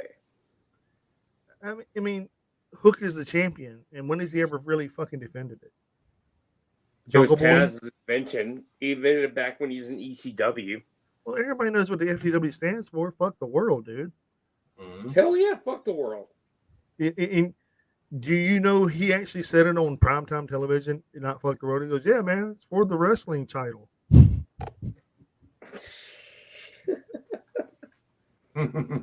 For the wrestling title. I was like, huh? That is not what that means. That's terrible. No, I mean, the crazy thing about Ospreay, man, whenever he came to the Huntsville, Alabama, it was on X. He's like, yeah, I'll see y'all all in Huntsville. And when he got to Huntsville, Alabama, dude, he was all high-fiving and kissing babies and what's up and everybody. And I'm like, what an asshole. Like, these people are over there shaking his hands and not even realizing he called everybody a cunt on X. And I'm sitting there shaking my head like, Will, that's a dick move, but I like it, you know? And then on top of that, at the end of it, he's like, "How do y'all feel about that, guys? How do y'all feel about that?" And everybody's like, "Yeah." And I'm like, he's gonna go back on X and go, "Thanks a lot, cunts from Cuntsville. You guys were awesome." Sabu once held the FTW title. Anybody that was relevant held the FTW title. Ricky Starks. Not relevant. Oh. But what was it? Well, shoot, I was gonna say something now. I forgot. I lost the train of thought now. Sorry, man. I do that. I apologize. I went on my rant and I stopped, and I was like, I could continue going, but I'm not going to. Oh yeah, we're talking about the semi-main event. Samoa Joe defending his title against. Great All right. match. All right, so this is ECW had 3 holders. If I'm not, Sandman held the title, Taz held the title, Sabu held the title, Funk held the title. I want to say Shane Douglas held the title, RVD held the title. So anybody that was relevant in ECW held the title. That's what I meant. Oh, and the FTW title? Only 2 people held it. Really? Was it just Taz and Taz and Sabu. That's it. what about Sandman? He held the title. Nope. No. By the time Taz finally let that title go, well, let's see. Sabu won it from Taz. Taz won it back. Then he went to WWE and took the title with him. And after that, it just disappeared. So only 2 people won. Only 2 people won in ECW. The only other people who won it was, you see. Well, he gave it to Brian Cage. You made me look up this damn title, aren't you? Yeah, unfortunately, Vince wouldn't let him use that title. Unfortunately. Yeah. FTW Championship. Motherfucking hell. Sandman. Nope, here we go. Taz. And he had to be dropped. Shane Douglas. Taz, Al Snow. Yada, yada. Rascaloosa 98 due to health problems.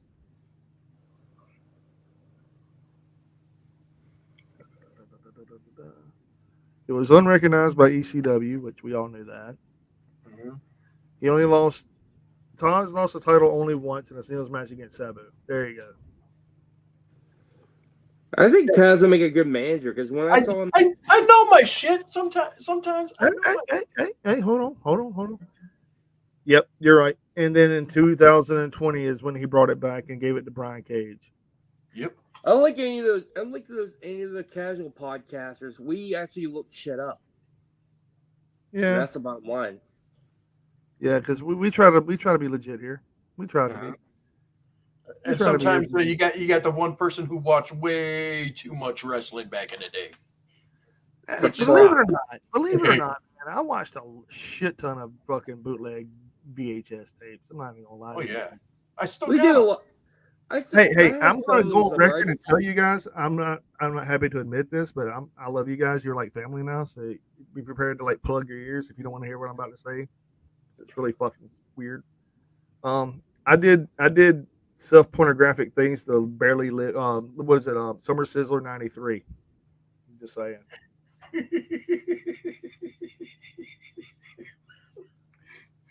Who hasn't made a tape? The FTW was the Smoking Skull belt in ECW. Huh? You compare the FTW belt to the Smoking Skull belt. I don't think it was. I think the FTW belt was an orange belt and it had black lettering and it was an unrecognized title in ECW. And Taz called himself the real world's champion because of the fact that he held the FTW title. All right, so on to the semi-main event. The semi-main event, man. Let's just call it like it is. It was Joe's coming out party. Mm-hmm. And Heyman and Page's turning completely chicken shit heel. Oh yeah, dude, that was the biggest chicken shit move I've ever seen from one human being. And I watched a lot of Kurt Angle matches back in the day. I'm just saying that right now. But the putting that fucking hold, and right before Swerve got there, come on, man, you don't even hold 30 seconds, bro. You wouldn't even the whole 30 seconds tapping out like a little bitch. Boo. Mhm. Boo. Even the commentator said is like he made sure he tapped out before Strickland could interfere. It is like because he did not want him to win that title. Dude, did you see the look on Swerve's face? Like, you motherfucker, you just fucked me. Like, Heyman, oh my God, Heyman tapped But out. they did, but all three men did one hell of a match. They did Great great. story. All of them did. You know, I counted 7 buckshot lariats, Yeah, pretty 4 much. from Hangman and 3 from Swerve. No, Yeah. wait, 4 from Hangman, 2 from Swerve, and 1 from Joe. Is that right? Yeah. yeah. So I mean, Oh, dude, he didn't do the exact buckshot, but he clotheslined the shit out of somebody. he clotheslined the shit out of Hangman, dude. I thought Hangman was going to do he went up in the air and then it came down, and he had that look like whenever John Moxley clotheslined him. Like, I don't think I'm here today, Captain. Because he looked at him, dude, and he was like, and he was drooling, and I was like, "Yep, someone go get that guy a helmet. He's fucked up."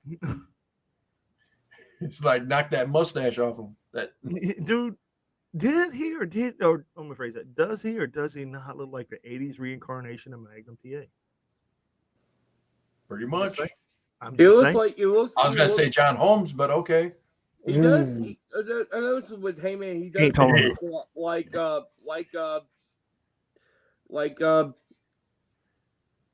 Magnum TA. Yeah. And the crazy part about it, man, in my personal opinion, is now you have Hangman going full blown heel in this match. And are you going to have him continue this route, or are you going to have him go face a little and then go back heel? I'm gonna go full It fucking can heel. go heel. I want to see a full fucking heel Adam Heyman. I love this heel version of him. It's great. Yes. Everybody's like, well, he was a heel version when he took on Kenny Omega. No, he was a tweener version, maybe, when he was still hanging out with the Dark Order, and the Dark Order wanted a best friend and Hangman Adam Page. And they were literally trying to be his best friend. Adam, buddy, come over here and hang out with us. You want to drink some beer? We got beer for you. I remember that Johnny was like, Adam, we got beer. He was like, all right, I'm right there. He's like, yes. I've actually seen images of like videos of Heyman when he was a heel back when he was wrestling for Ring of Honor in New Japan. Yeah, I mean, Kenny Omega and Hangman Adam Page were a great tag team. And then now you have Hangman Adam Page as the biggest chicken shit heel in AEW besides Christian Cage. He faked an injury. He even fooled me, man. He worked me like he worked me like when Mark Henry faked his retirement. Okay, I'm gonna be dead honest. That shit would have never fooled me because one, if you have a swollen ankle of anything, you are not wearing cowboy boots. Trust me, I know. All right. I spotted that. I spotted that. I was like, that's a fucking work. Oh yeah, 100%. I called it right off the bat. It's like, yeah, that's a work. I mean, you're not gonna say you have a sprained ankle, come out in cowboy boots. I'm like, come on. And the cool thing about it was, you have it was talked about for a whole week. It was talked about on Rampage. It was talked about on Collision. Mm-hmm. Monday during like all over the internet. They sold that injury, man. They sold it, dude. They got a lot of people with it. Oh yeah, I'm guilty. The media actually believed he was injured. Yeah, 100%. And like the whole, that's why I think the Jeff Hardy thing is half work. I mean, they even fooled the fucking dirt sheets, man. I love that. I mean, dude, like I said, I was like, when I saw the injury on the match, I'm like, oh man, he hurt his ankle. But when I saw him coming down the ramp, I was like, he's over here telling he's got a sprained ankle wearing a goddamn cowboy boot. That's some bullshit. Yeah, I called it. Cowboy bullshit. But the crazy part about it, man, like the whole, Jeff Hardy's injured and you got Sammy Guevara being suspended. Mm-hmm. I think it's a work. Yeah. I really do. I honestly believe it's a work. I could be wrong. I've been wrong a million times. I kind of hope it's a work, you know. Yeah, I mean, you can't. Probably a work shoot though, you know. You can't blame Sammy for that. Man, that was blurring lines, man. They've been trying to blur lines for the past year and a half, and now they're actually been able to do it, and it's legit. It's actually getting really, really good. But we are at that time, gentlemen. We can talk a little bit more about this match before we get to the meat and potatoes of the actual main event. Just want to say that all three performers What would we just call it? amazing job. Samoa Joe is like finally getting the rightful recognition that he needed. You know, that WWE denied him. He should have held the title there. He did hold the title. He held the NXT title twice. Twice, but no, he didn't held the title.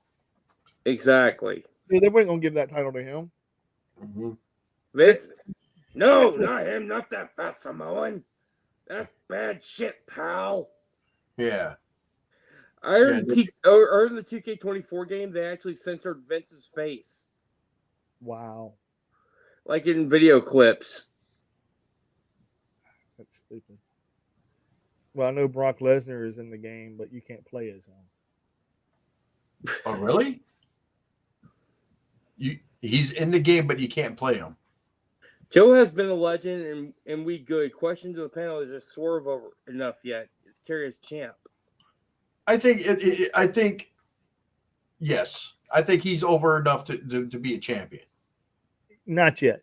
Not yet. He has to go over one more challenge, and my challenge is it ain't Hangman, and it's not Joe. He has to be on the level of the devil. Mm-hmm. He has to prove his worth against MJF. So, what do you think when MJF comes back? He's got to beat Joe to get the championship. This is what I'm guessing, man. And big business is going to have to be 3 people showing up. It's got to be Okada. It's got to be Maxwell, and it has to be Mercedes. Monet. And all 3 of those people. And Boss Town, as me and my friend Devin Stedman from our wrestling group would say. Mm-hmm. And if all 3 don't show up at that night or before that night,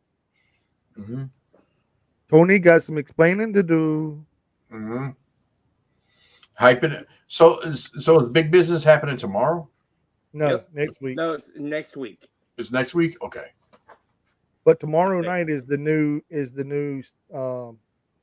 layout, the new logo, new production, new stage, new logo, really, new production, everything. Okay.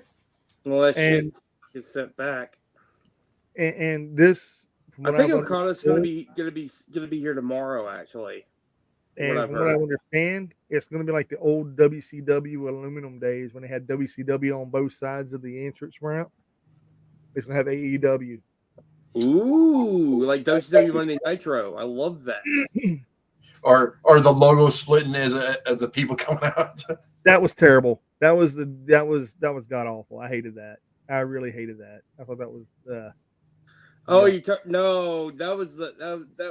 hated that logo.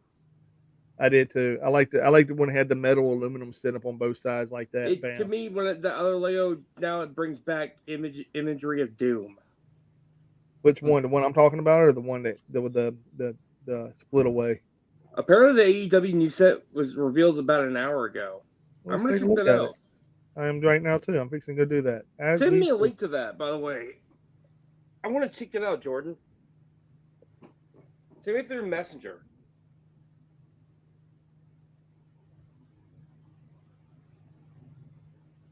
Or should I say Jay Nutria?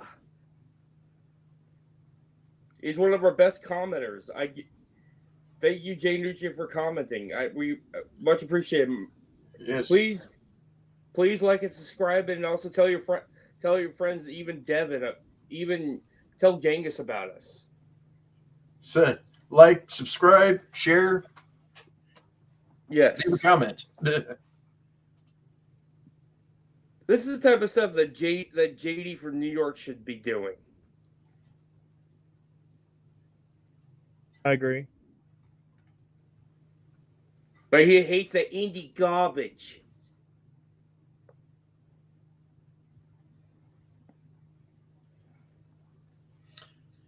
So everybody's quiet looking up for a picture right now. I haven't seen anything yet. I have not seen it yet.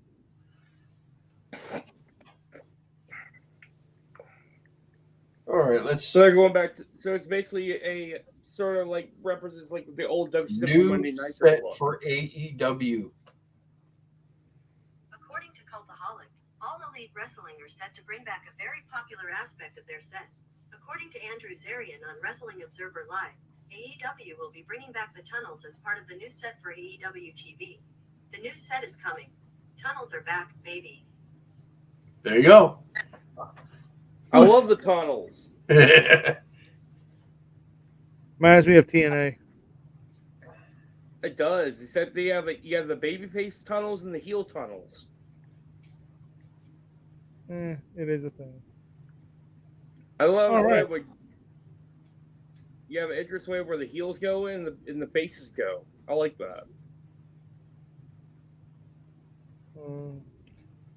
That's crazy. So yeah, I don't know. So we'll end this hour here. Hold Okay.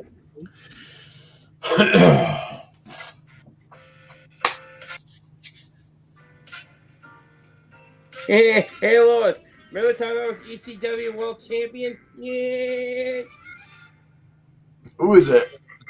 As Big Show carrying the ECW World Championship, looked like Peter Griffin. Where he's wearing the white shirt, the green pants, like Peter Griffin.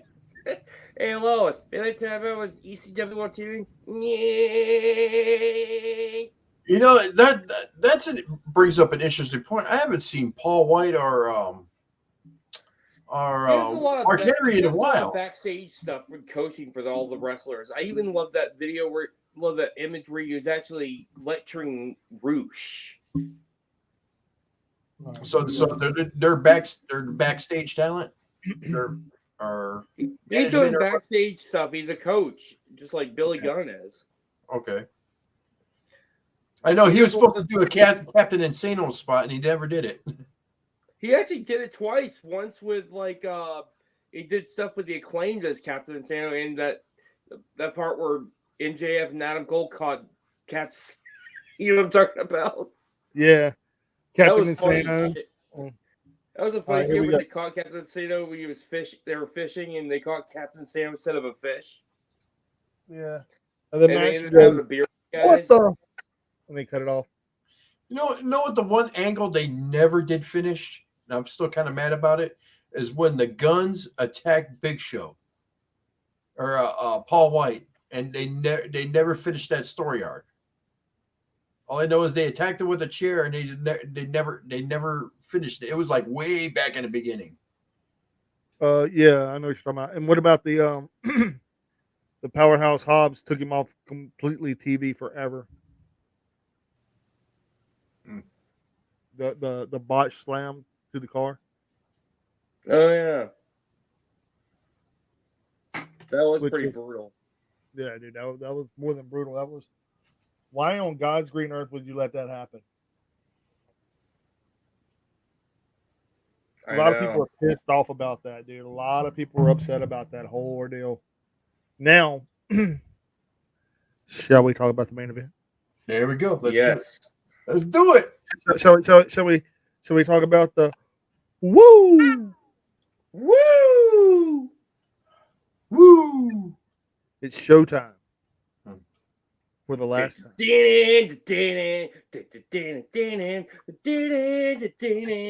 wonder how much money that cost Tony Khan to bring Metallica's theme song for Sting. He did it twice. He did it twice. That's the second time he did that. And destroy. Now that was his last theme in WCW, right? Yeah. Okay, that's what I thought. Yeah, except they use the Woodstock '99 version of that theme, which they use the tuning they use in Load and Reload. Mhm. Mm-hmm. So the question I have for you, gentlemen, is: was you impressed with the little promo they did before the match?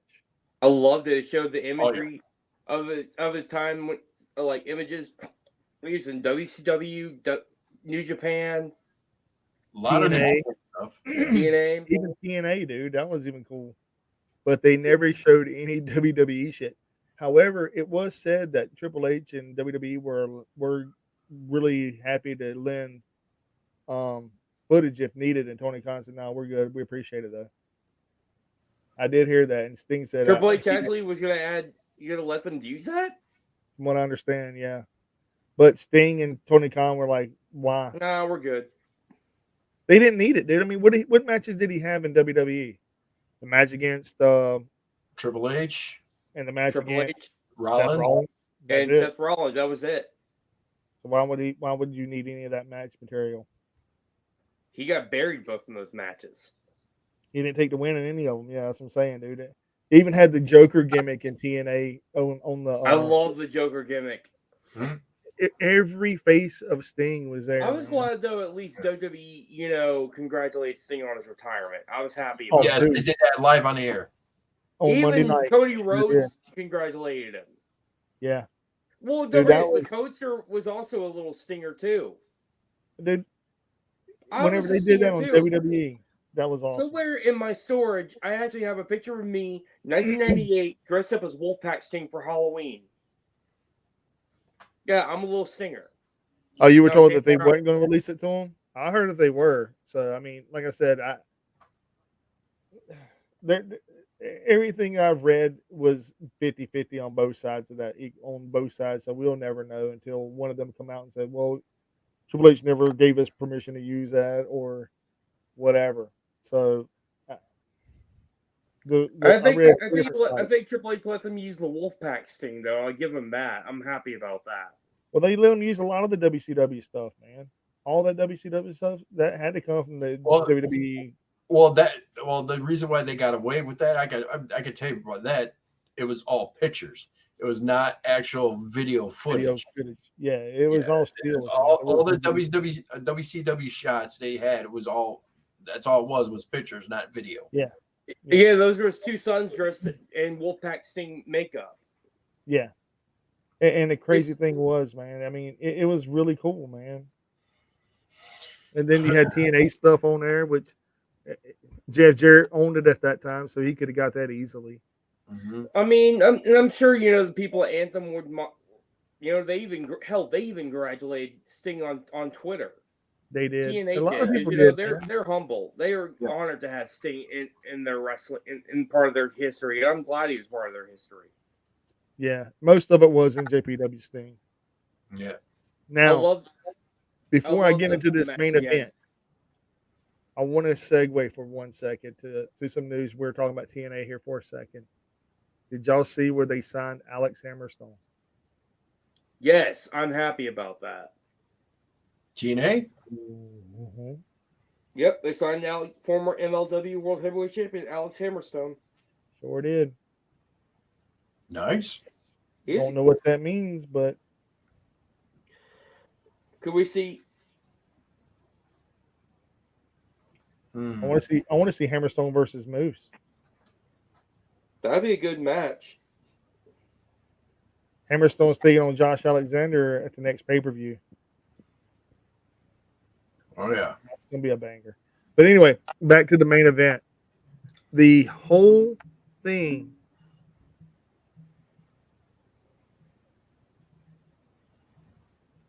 It was just banger. I loved how his sons Gareth and Steve Borden Jr. came out dressed up as classic Great American Bash Sting, and Steve Borden Jr. came out as Wolfpack Sting. I call it Surfer Sting. Surfer Sting. Gareth came out as Surfer. He looks just like Surfer, his dad too, from the early '90s. Oh yeah. And oh my God, Steve Borden Jr. looks just like a young Wolfpack Sting. Yeah. And dude, it's that amazing. was it was like nostalgia for me. And the Stinger splashes were amazing, dude. and it took What two was hits. what you call was going hard on him. You're I like love the way throwing they- his whole they entire were body weight. You're like, those oh stinger Jesus! splashes, man. Those just were amazing. And dude, whenever Sting brought out the glass, like he pulled out the glass. It wasn't Darby to pull the glass out. Sting pulled the glass out, dude. I was like, oh shit! Worst promotion of the year, NWA. Yes, we agree. Worst. You know, I can honestly say this without being a lie. NWA is worse than XPW. You know what? Interesting fact. They're NWA's having a show in Chicago Friday. I'm sorry for you. If you go, take some cocaine. I heard they love it. Creatine and cocaine, man. I wonder if Meet Dr. some Russell wrestlers. was there. Tell me you got morphine in the car. Tell me you'll be right back. It's like, here, I got creatine and cocaine, man. Go out there, pump some weights, and I agree, brother. I agree. We did not get a Sting Taker match. Crossover Thrash 1988. I totally agree, man. oh yeah. Do y'all know Oh, yeah. that person? Do y'all know that guy? Yeah, that's my friend Andre. He's my boy. That's my Okay, homie all right. right there. My brother right Brother there. from- What's going on, brother? Brother from another mother, Oh, yeah. sister Well, from another. you could thank Seth Rollins for that not happening right there. Yeah, VLOD, brother. Dude, Seth Rollins has injured so many people, man. So Mhm. many people. Yeah, but He he injured injured, Kevin Owens. he injured Kevin Owens. Sting. Dude, There's dude, a difference. here goes the list, man. Y'all ready for the list?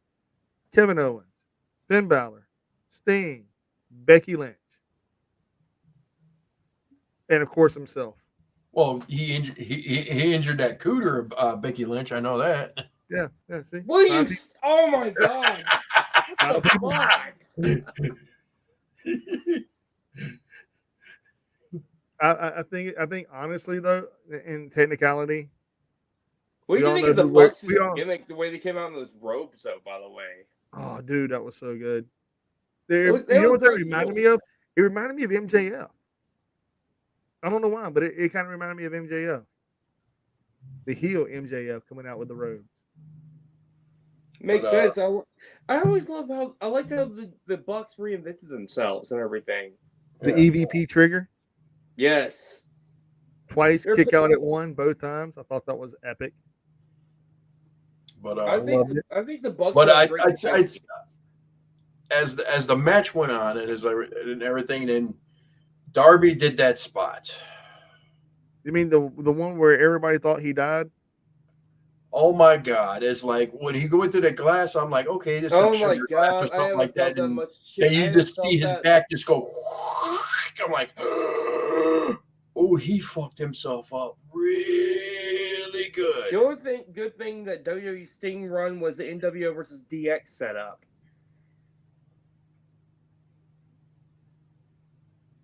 Yeah, I know. That's all he wanted. He wanted Taker versus Sting, but Taker even said at that time that he couldn't give Sting the match that Sting wanted. Well, don't forget, like Taker was still, and So fucked up. Yeah. Yeah, At the time, from that Brock Lesnar match the year before that. yeah, at the time that Sting came in, I think Taker was still going through some stuff. He had a So, really, he I also couldn't- heard he had yeah, a he really couldn't bad give him the match concussion then. from that Brock gave him. Yeah. Well, no, it was more medical. I mean, you go Yeah. in the documentary. If you look at his documentary, he was messed up by the time of Bad. that Rollins match. Not Rollins match. Reigns match. The first one. He was messed up then, and then is like he had to get oxygen, dude. He had to get oxygen at the end of that match. Yeah. So he had surgery. Then when he came back, that one match, he was looking Cena. a lot. Yeah, he was looking a lot better. But that's here to say we're not talking about that match. Yeah. We're talking about this one. Now I'm gonna say after Darby did that spot, everything else was improvised because Darby messed himself up. He did not get back up until like the end of the match. He Because got they were pinned. over there taping his. They were over there on the side taping his ass up. Dude, they showed him, then they showed him, and then they didn't show him no more. Yeah, and I think They're like, oh, look like- at Darby Allin. Oh, look at the move. Look at Darby Allin. That Black Darby Boy had Allin his move, ass kicked. it was the second most And, brutal then, spot I've and seen Darby since, died. it was the second most brutal spot I've seen in any live action mainstream wrestling. When what happened with Mick? Ooh, I got one better than that. What happened to Joey Mercury? That was more brutal. Oh than that. my god! Joey Mercury Mick almost is the died, face. bro. That ladder exploded his ball. I mean, it exploded his whole. It looked like a horror movie when he got hit with that ladder. Joey Mercury. Oh, Yeah, That really 2000 ended his career, unfortunately. ECW December to Dismember 2006. Okay. I know what you're talking about. Oh, yeah. Jesus Ladder Christ. spot from hell. Yeah. Oops, my bad. Yeah. The Sting versus Triple H match blew ass when they heard the NWO come out. No sense could have had Booker T, Big Show, or either Goldberg, DDP come out. You know, the NWO is so simple, so stupid. A stupid spot. But Yeah, but I'd say after Darby got hurt, I think Sting improvised the rest of the match. we had to, man. He did, and he did one hell of a job. He got his ass kicked for like 6 minutes, dude. Oh He yeah. got his ass kicked. He got put through a table. Mhm. He got EVP triggered twice. He almost got TK drivered. Went through a piece of glass. Twice. No, just No, once. Oh, once, yeah. He He even smashed threw the the same. He threw the same piece of glass spot that that Mickey Rourke took in The Wrestler.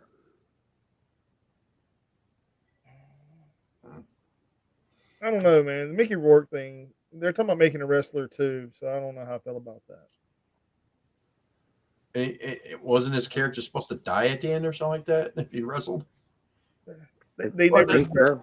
They never specified. They basically interpreted. There's been so Left many it to the interpretations viewers of what that. they think.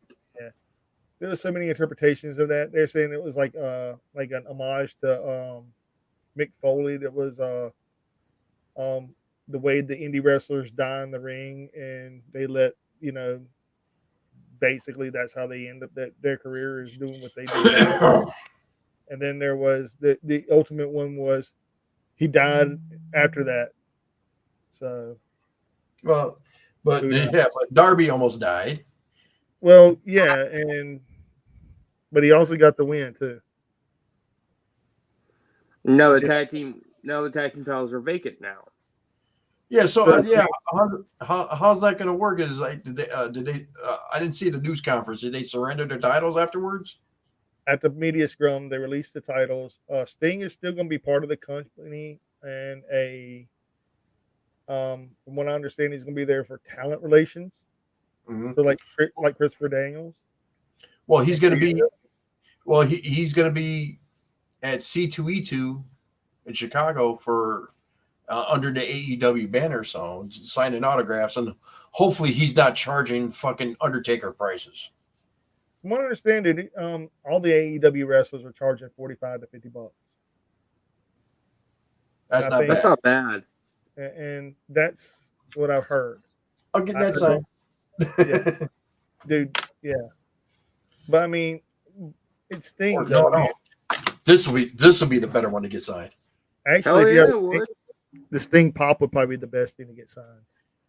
I don't have it, and Well, I there wish you I did. go. That's $100 pop right there. And if you get it autographed, I think it's like $600. So there's going to be a tag tournament though. I heard it's gonna be a round robin tournament, sort of like the Continental Classic was. Well, oh, sort of like the best super like this. Oh yeah, I know what you did. That's like how they do. That's why New Japan does the G1 Climax tournaments. Mm-hmm. So it'll be like the World Tag League tournament. I Yep, like that. basically. And whoever wins gets the tag titles. And Tag from party. what I understand is there's a lot of tag teams now. You got Dante Martin and his brother. Mhm. You have Top Flight. Top Flight. You have Blackpool Combat Club. You have Private Party. Bucks. You I would have like to see Monster Sauce be in that tournament. Alex Zane being with New Japan. I don't know how well that's going That's to work. Josh. You like my friend Jordan likes your shirt, by the way, Josh. Oh, Yeah. See, no one knows this one though. That's awesome. Hail King Diamond. that's right. I don't know if he's a fan of Attila, but Love Attila. Love Attila. what about Even though Attila? he I hates? don't know his he name, hates- but I know I've heard. Y'all, I love Franz. King Diamond. Yep. The name's Josh. I mean, my name's right up here. You can see right here. Nickname Bad Karma, motherfucker. Oh yeah. By the way, the Stevie Nicks tour, the concert was epic. By the way, gentlemen. Oh, okay. Hey, nothing wrong with Stevie Nicks. Hey, get this. Guess who the band was? This right here blew my fucking mind. Who's the band? Heartbreakers. Stevie Tom Nicks and Petty the and Harp. Heartbreakers. Really? Yeah. Well, they got to So have was work I. somewhere. Dude, it Was was it Steve- fucking awesome. Stevie Nicks and the Heartbreakers. Mhm. And dude, she even sang a Crosby, Stills and Nash song. Remember that song? It's going, "There's something in the air" or something like that. Oh yeah. And then she sang "Don't Go Dragging My Heart Around" by her and Tom Petty. She even sang "Free Falling" by Tom Petty. Oh, nice. Dude, that gave me goosebumps and tears, bro. And then the end of the night, she ended it with "Landslide." Beautiful send off, bro. Beautiful send off. I was like this. Oh, I can go home now. Like, like hold it back, hold it back, hold it And- back. yeah, dude, she went off, man, because of like all the turmoil and stuff over in the Middle East and the turmoil going on with Ukraine, bro. She went heavy in on the Ukraine shit and how she used to go to like all these hospitals and spend times with the soldiers and stuff, and they didn't even know who the fuck she was. She's like, they don't even know who the hell I was, but by the time I was done with them, they knew exactly who I was. And I loved every second of it, dude. I had almost the whole concert on my phone, literally. It was that good. I was like, man, this is, and guess who the opener was? Who? Vanessa Carlton. Vanessa Carlton? Yeah, I haven't heard from her in like 20 years. exactly. All I know from her is Terry Crews sings her song on White Chicks. She made a joke about that, didn't she? Yeah. All right, this is my big song. You probably heard it on the movie White Chicks. She didn't say that at all, dude. She didn't even say that. She just started playing it and everybody just started going, yeah. And then at the end of the song, she goes, oh, yeah, I'm Vanessa Carlton. Then continued on playing and then she stopped. She goes, you know, it just doesn't seem fitting with me singing that song. We need Terry Crews, don't we? And everybody just started laughing, dude. Like, because I was like, She has a great sense of humor. Hardly I remember when she was actually, I always thought she was kind of cute back then when I was a teenager when that song came out. dude, I was like, from here I am, you can barely see me. I was up in the rafters, like way up in the rafters, like way up in the rafters. Like I was so far in the rafters, like if I was any further in the rafters, like I could actually touch the beams from the ceiling. Damn. No, I'm just joking, I wasn't that far, but I was really, really way the fuck up there, dude. I got a little paranoid. Like if I leaned over, I thought I'd fall over and like hit the ground. Well, that's where the affordable seats are at. Dude, they were But- $100 a piece. Crazy as But hell. how was the media scrum, by the way, though? Amazing. Okay. I gotta check that that out, out. though. Actually, I didn't watch that yet. I heard Tony Storm was quite hilarious with Tony again. Of course, always. And the whole media scrum, the whole show as a whole, dude. We didn't even talk about who won. Sting wins, by the way. Sting wins. Sting wins. But And- Great match. It's like I said, Darby was out to have that He's at the 3/4 hospital. match. I know But we you didn't said talk the about the media people who scrum, he was interfered at in the it. hospital during that scrum, wasn't he? I actually sat down beside him. He was Oh. he was there beside Tony and Sting. Sting was in the middle of both. Tony was in the middle of both of them. But I can't wait for that tournament, though, man.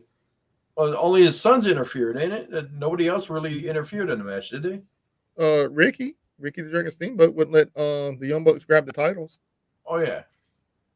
and Ric Flair wouldn't let the Young Bucks hit Sting. He covered him up and said, "Get the fuck away, go the fuck away, leave him the fuck alone." And super kicked them. Yeah, the EVP. So it's like- That's a 70-year-old man. So- yeah, JR was pretty hilarious too when he did that. Oh, come on, for God's sakes. that's an old man. That's an old man. You're doing that too. That man's your grandfather. I was like, God Almighty, dude. Like, come on. I also loved it with JR. That man, that's several grandfathers right there. Yeah. Many people But- praise his final performance and send off so bail to the street. So hail to the singer, like he always says. The only thing sure is nothing, but retirement from the ring is for sure. Oh, Speaking yeah. of Wayne's Brothers Flakes, imagine if we had Scary Movie 3 with them involved. Dear Jesus. Dear Jesus. It would have been a lot better than the piece of shit they put out. Yeah, the last Was there like the 6 last of them? Scary movies without the Wayne's Brothers, it just didn't feel right for me, you know? Yeah. I was like watching. I was like, this don't seem right. I love It had Marlon. more- it had more- Marlon- it had Marlon's the an still the idiot. parody stuff in it. Just I liked it. I know they're trying to help it out with Leslie Nielsen, but you know, to me, it From is what what I understand, they're making a new Naked Gun movie too.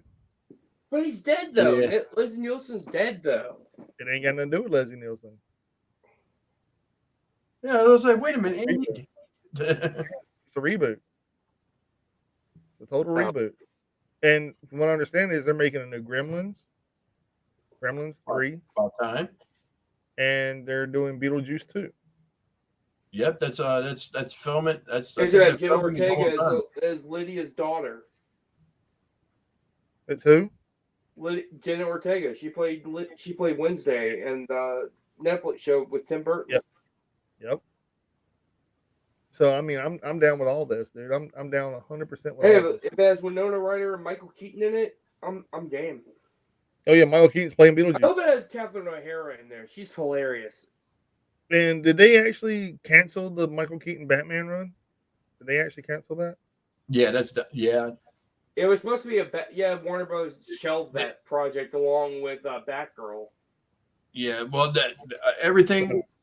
Well, what was the last official movie that came out? Was Aquaman. Aquaman. In the Yeah, black. Aquaman 2. That I think that was the last anything that has to do with any of that DC universe. Anything that's coming out now is a total reboot. I'm gonna be honest, dude. That Aquaman 2 movie was not that great. I heard it sucked. It was not. Dude, I Aquaman is my haven't favorite watched DC character, and it was disappointing. I haven't Yeah. watched it, so Yeah, and the new Ghostbusters movie comes out with everybody involved except for Egon because he's passed away. Yep. But Hey. you know, man, all I know is the last Ghostbusters, the newest Ghostbusters movie, man. The ending scene is like, I'm a man. I'm a man. so the question I have for you: have y'all guys watched the Marvels? The Disney movie, The Marvels. No, Yeah. well, the TV show, or The movie between Captain Marvel. This eventually I haven't brought myself to watch it yet. I heard I- Egon will the be only there and thing- don't cry. The only thing I've watched of that movie was just the end credit scene to see Beast. That's Okay, it. so yeah, that's the best part about that movie. That They're okay, just Teach me how to pistol squat. Who was that? What? Who? It was this Australian chick I follow on Instagram. Teach me how to pistol squat. Good. No, yeah. Watch the Marvels movie for the end credit. Watch Beast. That's about as much as I can give you. yeah. Other than that, actually, the only Marvel movies coming out is Deadpool this year. That's it. I'm excited. Deadpool and Wolverine. Deadpool and Wolverine. That's the only Marvel movie that's coming out. And I'm That's the only excited. good one. everything else got So pushed back because of Jonathan Majors and basically after all the debacle of the Marvels, She-Hulk, even Madam Web, all that stuff is like finally they're starting to get the idea that this is not what we want. So I haven't they're seen Madam Web. How bad was that? they I never they're seen it. rewriting everything. How bad was Madam Web? Bad, very, very like basically the characters they introduced. You only got to see them in costume for like a glimpse of like a future vision. That's it. That's fucking dumb. No one in costume. So it was worse than Morbius. Morbius was an Oscar winning performance. Oh dear fuck. I'm not watching that hunk of shit then. I'm Yeah. sorry. Don't don't even waste your time. Yeah. No. Morbius. I had to watch Morbius to watch Jared Leto die, and he didn't. I was very upset. I'm not a big Jared Leto fan at all. Yeah. The guy has a cult, anyways. But Yeah, he's a terrible person. back to wrestling. All right, so yeah, back to wrestling. So now we have Sting's retirement. Yay! Boo. Okay, so what happened after? I didn't see what happened after it got cut off. Basically, he went on to thank the fans and thank everybody in attendance, thank everybody that showed up for him, thanking Ric Flair. He thanked Ric Flair before it went off the air. He thanked Darby Allin for being the best tag team partner a man could have. Then he asked him, "How many stitches you think that's going to have?" Then Darby grabbed the microphone and goes, "Well, I told you I was going to die in your match. I'm still breathing." And then he went on thanking his sons, thanking his wife, thanking Tony Khan, thanking AEW, thanking the fans again, thanking TNA, thank Jeff Jarrett, thank Jeff Jarrett's father, thank May he rest in peace. thank Warrior. Dude, he thanked everyone that you wouldn't believe he was going to thank, and then more. He even thanked Hogan, I think, for 1 second, if I'm recalling correctly. He thanked Luger. He thanked Magnum TA. He thanked Arn Anderson, Ole Anderson. He thanked the whole Four Horsemen. He thanked a lot of people, man. I even think he thanked some people from WWE. I don't remember right offhand, but I think he did. It was basically a thank you speech. You know, it's basically what it was. It was basically a big thank you speech, and it was like 15 minutes long, dude. 5 to 10. It wasn't 15. It was like 5 or 10 minutes. Mhm. It was really worth the little watch. I mean, it's on YouTube. Give it a watch. I mean, it's there. It's there to watch, man, and it's a tearjerker, dude. There was people crying out there in the arena. Oh yeah, I bet. Now I was sharing up a tear too, man, because Oh, we all were, man. Me and Oh, Kelly yeah. both were. We're like, that's it.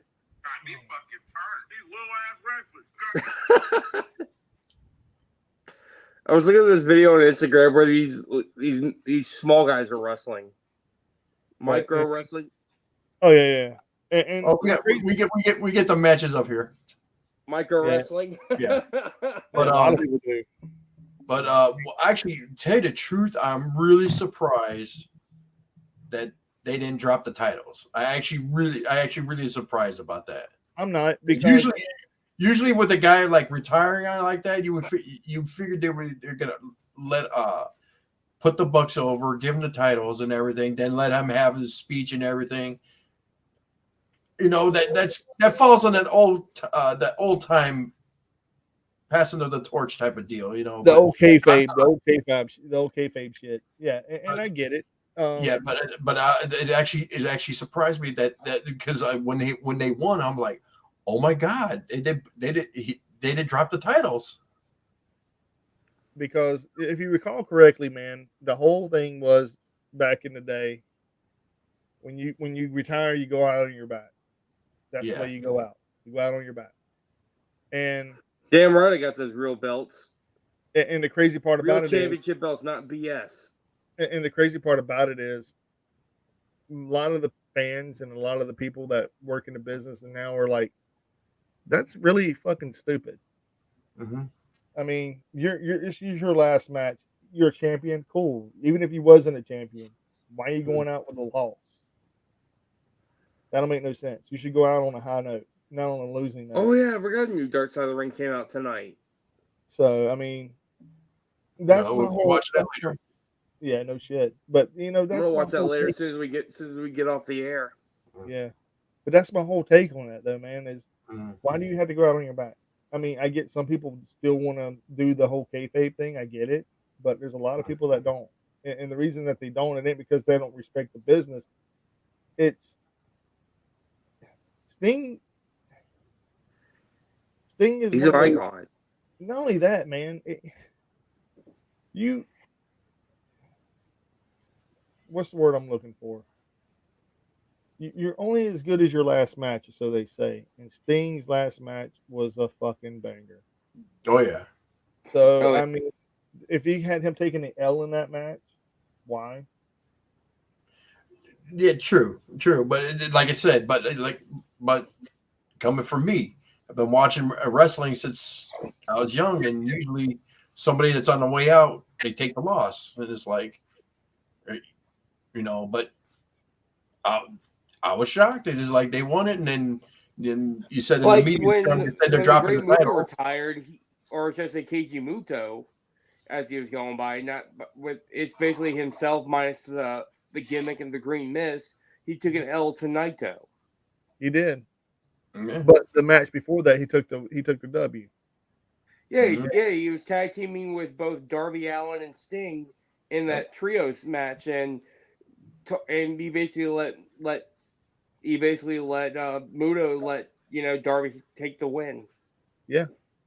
And dude, and to be honest, man, I mean, all these people that came out and said that Sting didn't deserve it, Sting didn't do this, and Sting didn't do that. Fuck him. Sting, dude. And there's a lot of people saying that, oh, he should have kicked out of the EVP trigger at one. Oh, he should have kicked out of the EVP trigger at another one. Oh, dude. And I'm sitting there going, it's Sting, dude. It's fucking Sting. It's his last match. Dude, he could have came off the top of the rafters for all I gave a shit with a parachute and butt plugs that had fucking gasoline, and he was drilling them on the top of the head with it and calling it the fucking Sting Pecker. Dude, I didn't care. It could have been fucking insane. It could have been a complete batshit crazy match. It was still He good. could have won out. You know what I'm disappointed though? If someone didn't go out as Joker Sting, that would have been hilarious. It would have, but Milk and cookies for everybody. in all seriousness, though, man, It was a great match. yeah, I mean, I'm serious. But like I said, I was watching that match. If I think that match would have been, I think Sting carried Darby because Darby got hurt. Darby got hurt really bad. Darby was fucked up, dude. You can tell. Darby he was wearing a bandage on his side, dude. His back was still bleeding. His arms were still bleeding. Yeah, and that wasn't regular glass, dude. That was shower glass. That was like shower tempered glass, man. Yeah. That was somebody did do their research right, man. Yeah. Or somebody didn't cook that glass right. Is that the first time that happened? Like, you remember there was this, that I remember one time WWE during King of the Ring, they were supposed to order like the gimmick glass, but they ended up actually ordering plexiglass between that match between Kurt and Shane. Yeah. Yeah, and Kurt got hurt. And Shane got pretty fucked up too in that match. Yeah, it was pretty brutal.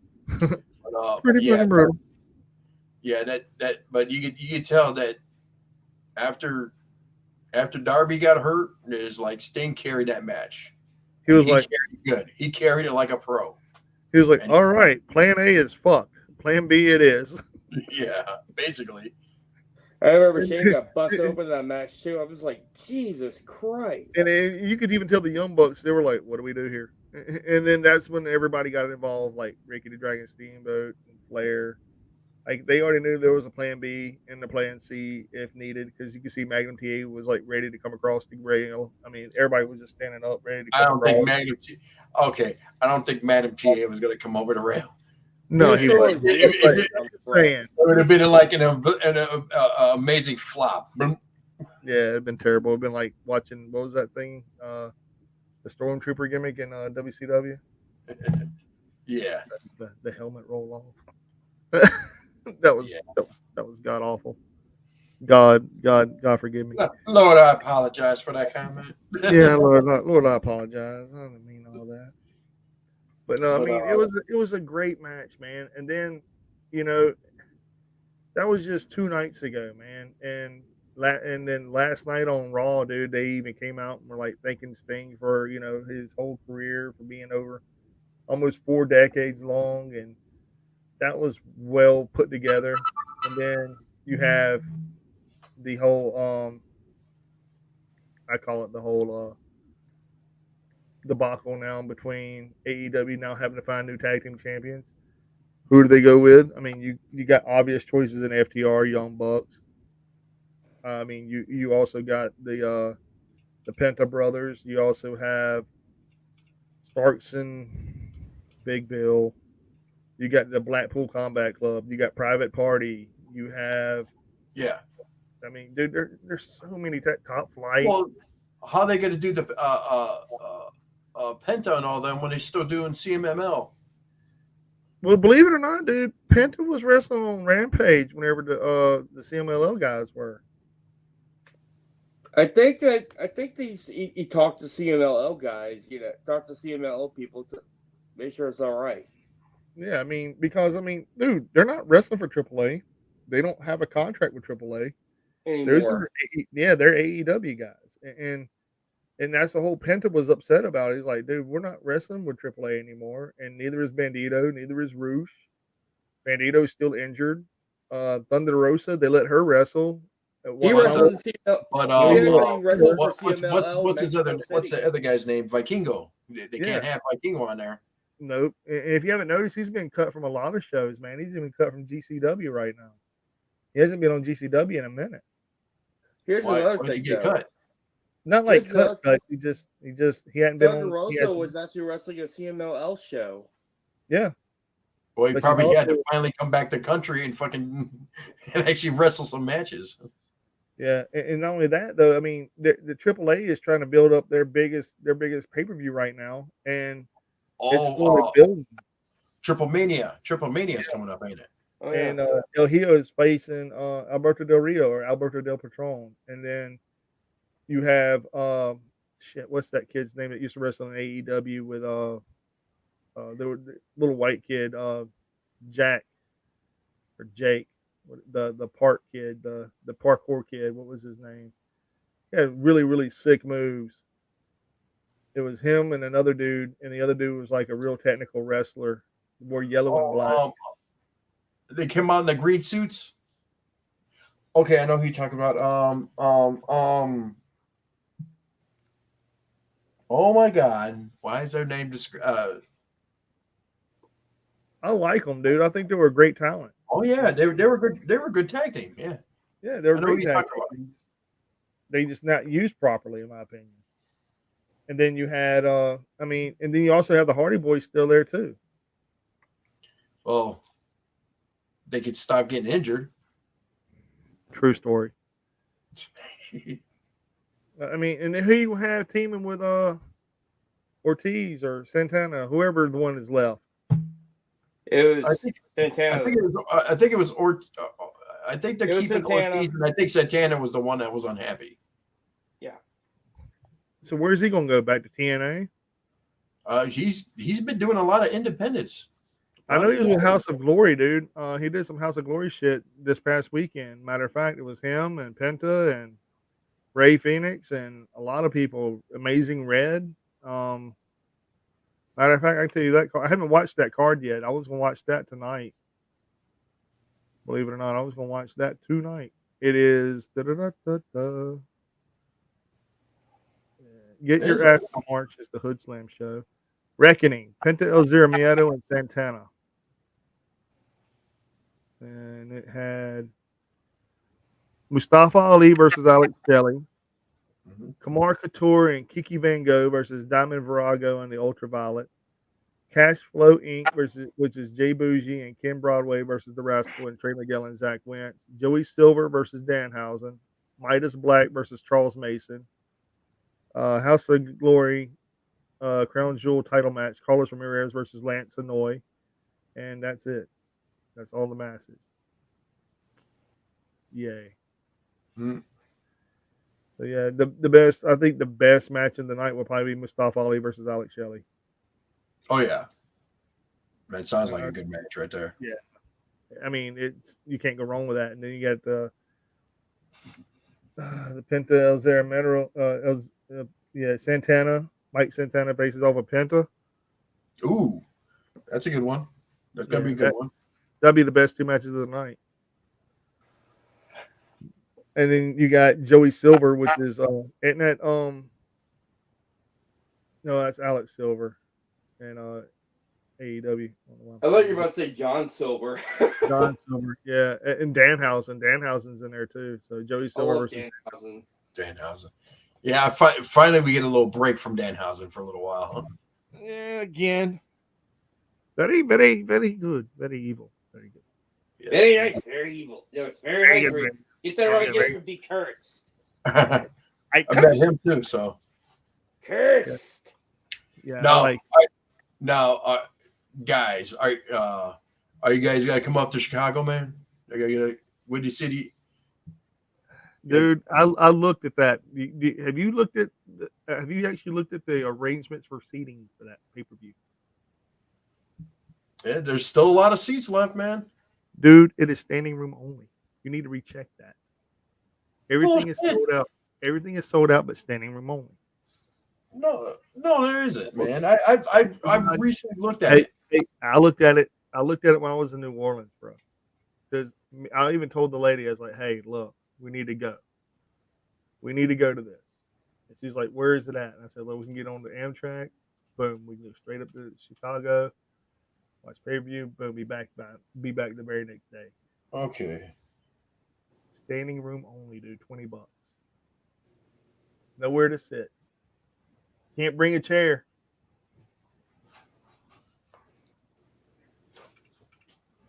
It is so packed out that they are actually trying to turn people, or not turn, but actually ask people not to buy tickets. Yep, regular. Thank you. All right, hold on. I'm looking it up right now. Hold on, I gotta check this. All right, tickets. Everything's sold out, but standing room only.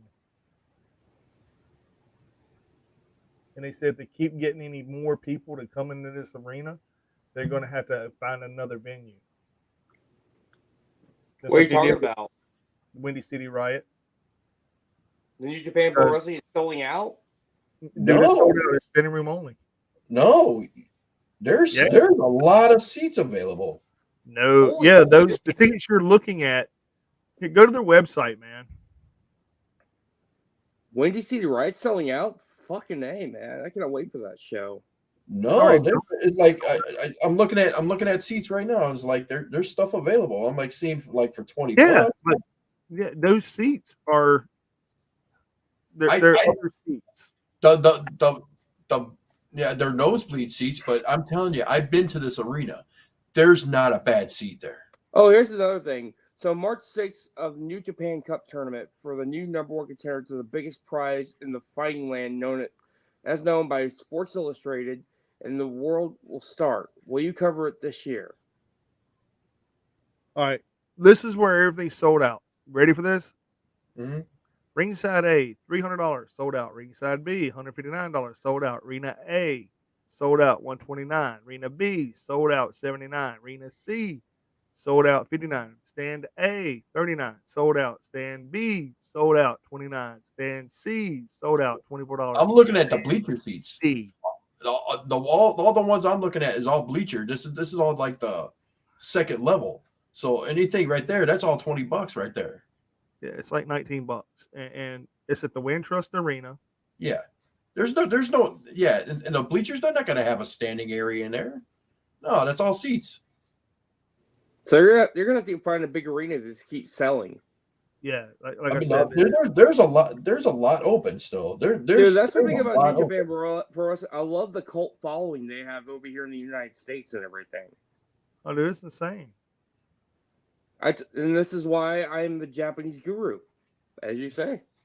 Yes. I am part of that cult following, and I am damn proud of being part of that cult following of New Japan Pro Wrestling.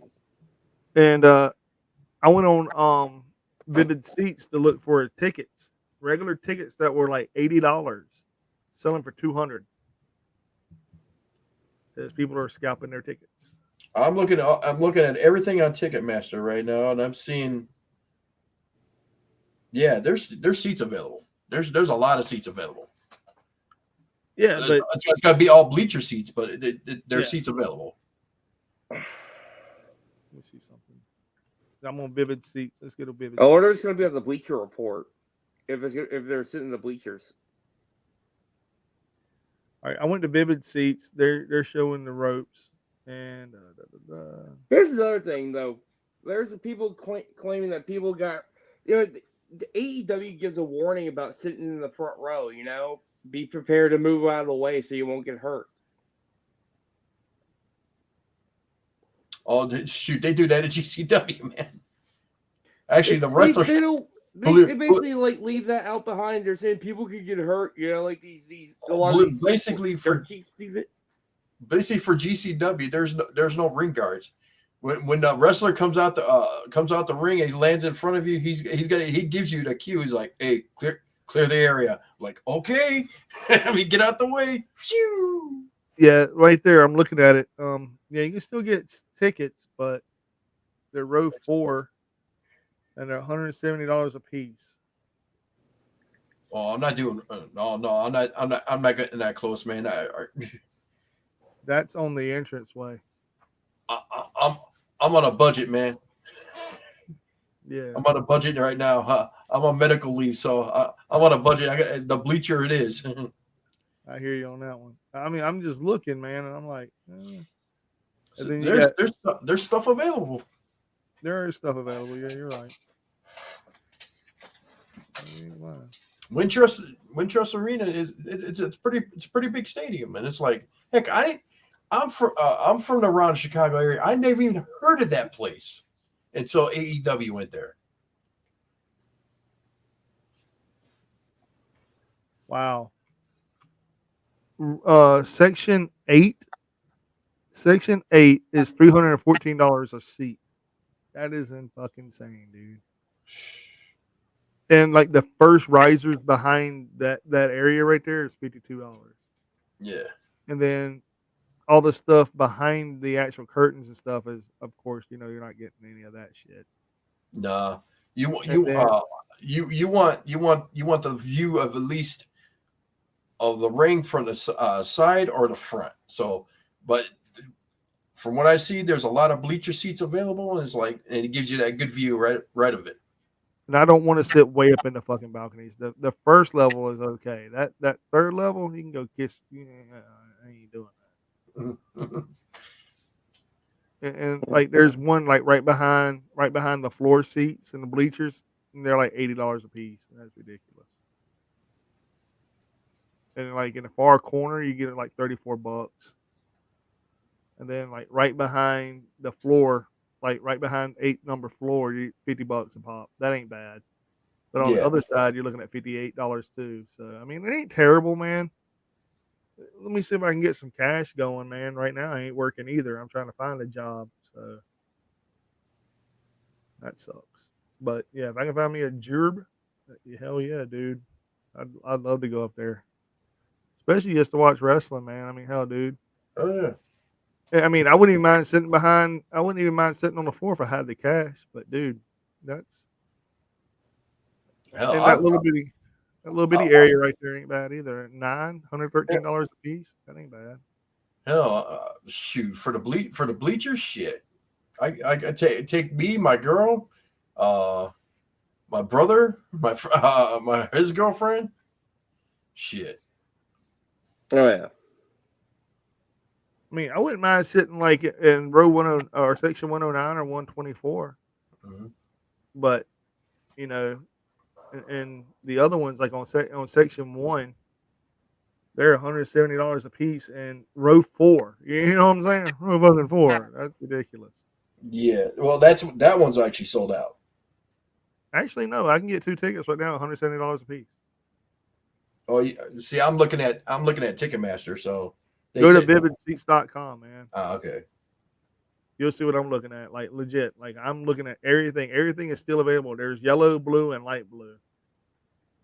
And the yellow, I guess, is like limited availability. Hmm. And then you got the dark blue, which is, I'm guessing, a lot of availability. Look, they Yeah. got floor is yellow, blue is the 100 level, and light blue is the 200 level. So it goes like you said, bleachers and then skybox. And I am not sitting in the fucking sky. Fuck your face. I'm not sitting way up there. That's ridiculous. 126. That's row 126, section 126. That's $60. Hey, that's not bad. $48. I'm looking at $48, dude. And that's in row J. And if you go down, you're looking at row T. Row T is $100. You're crazy, dude. $100 for row T. That's no. And then like 109 ain't bad at all, dude. Row double D. Well, 109, I don't think there's going to be too much because I think that's the camera setups, ain't it? That's gonna be the camera view. Think so? Yeah. Well, then look at 124 then. Dude, row double A. Where the hell is row double A? Like, I want to know where row double A is in this beach. Here I am doing the thing. They don't tell you like row double A is like $170 freaking dollars, dude. $197 a piece. You're crazy as hell, man. I mean, yeah, there are other things in there, but Actually, like, section 124, there's like $68. That's not bad. And there's some in there for like, yeah, 68. There's some in there for 38. There's some in there for budgets. Budget. Why we got adults? Yeah, I agree. Yeah.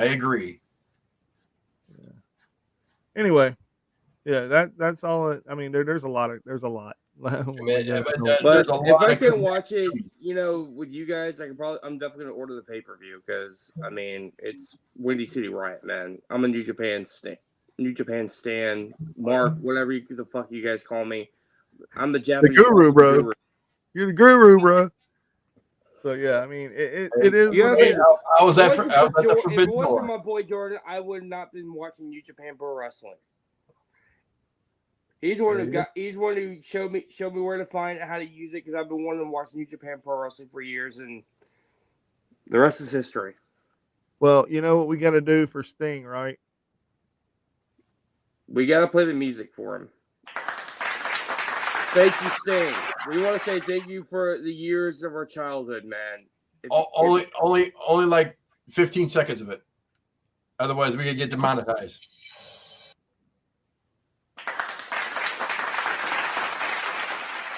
All right, let me see if I can find it real fast. The AEW thing that we could play that one. Probably. Yeah, I don't think we get away with Metallica, man. Or we might get any of the WCW music. We probably get demonetized by WWE.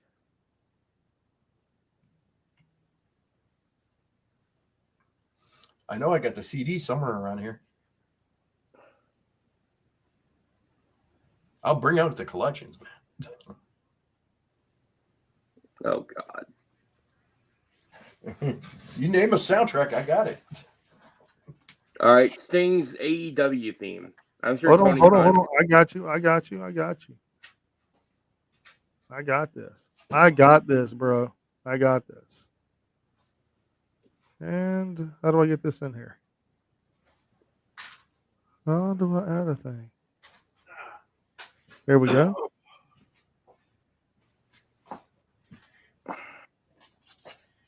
I mean, like I said,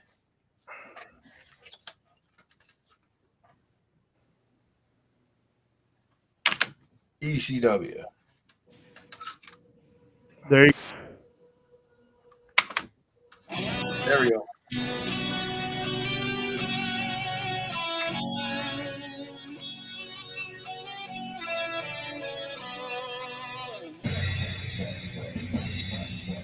awesome. Hell yeah. And we got to do a little talking over it. So, like I said, we don't Yeah, get yeah. Then we get monetized. Yep. We gotta love. I gotta love. We can play it up to a minute though, right? Ain't it like a minute? like 30 seconds. Well, then there Oh we go. yeah. There we go. Yeah. So, So you heard a little bit of it. You probably, if you guys want to watch it, go on YouTube and check it out. Sting. It's Sting. his WC. Oh my god! It even has the track on there. Sting's theme. Mm-hmm. It also even has Goldberg's Megadeth theme on there too, doesn't it? Yep. Crush him. Yep. Metallica Sting theme. Metallica Right. Seek and Destroy. Yeah, I'm gonna kill this. Hold on. All right, that's 2 hours done, gentlemen. Holy hell, bro. Yep. Actually, that's 3 hours. Yeah. Full Metal. The only soundtrack I don't have, and if anybody could find it on CD, hell, even on tape, is the WWE Pile Driver album. I don't have that. That's the only one I don't have. I don't What think I about- even. What about The the Music Volume actual 2. The Rock song on there? The Rock says the Rock eating pie, the pie song. That's volume That's 5. on That's volume 5. that is that's volume 5. And Volume 3 had Jericho's theme, didn't it? Or was that Volume 4? Volume 4 had Jericho's theme. It was the first track on the album. Yeah. Are you ready? That was the DX album. That was on 3, wasn't it? Yep. Yeah. along with No, that was, Stone Cold, The Rock. DX is on 2? 3. It's I on wanna say 3. yeah, it's on 3. And 4 was Jericho, and 5 was The Rock eating pie. Yeah.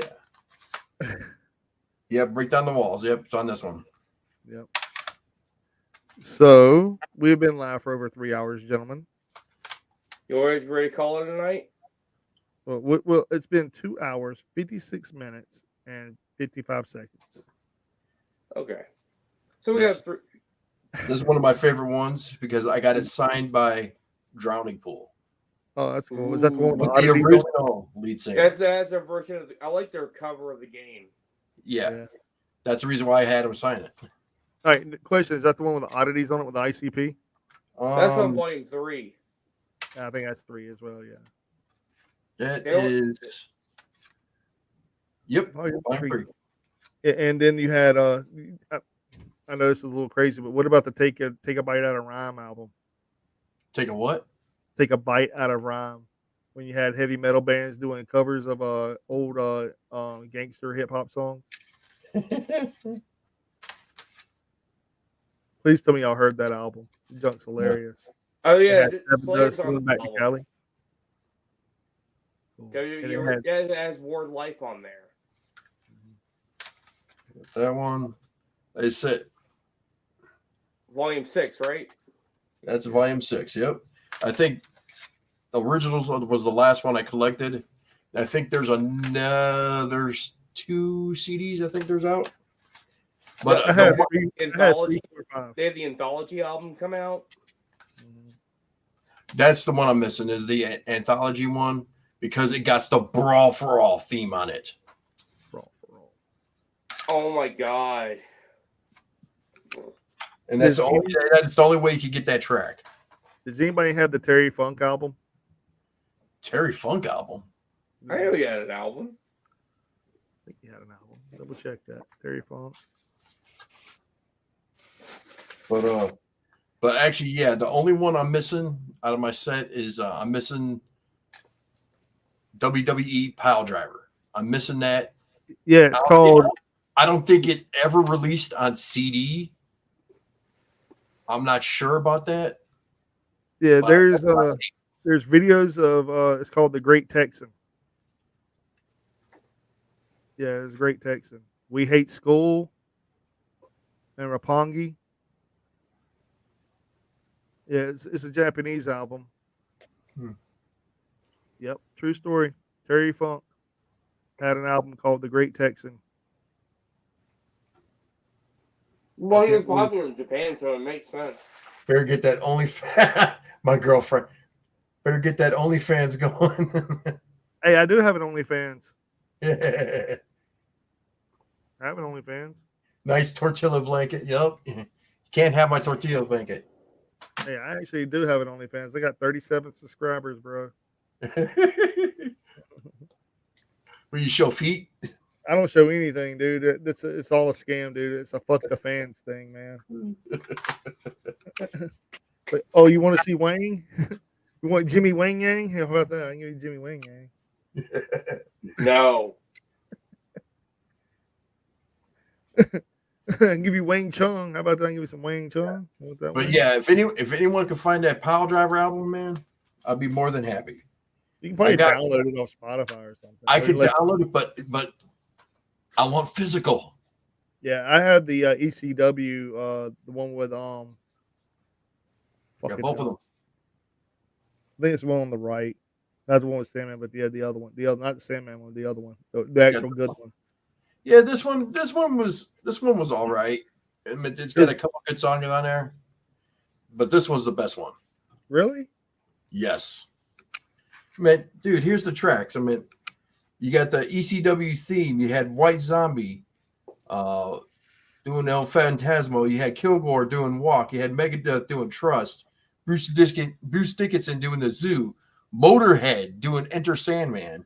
You know, Grindspoon doing Snap Your Finger, Snap Your Neck. Anthrax, Phantom Lord. Trace Diablos, a.k.a. Pantera, doing Heard It on the X. Monster Magnet, Kick Out the Jams.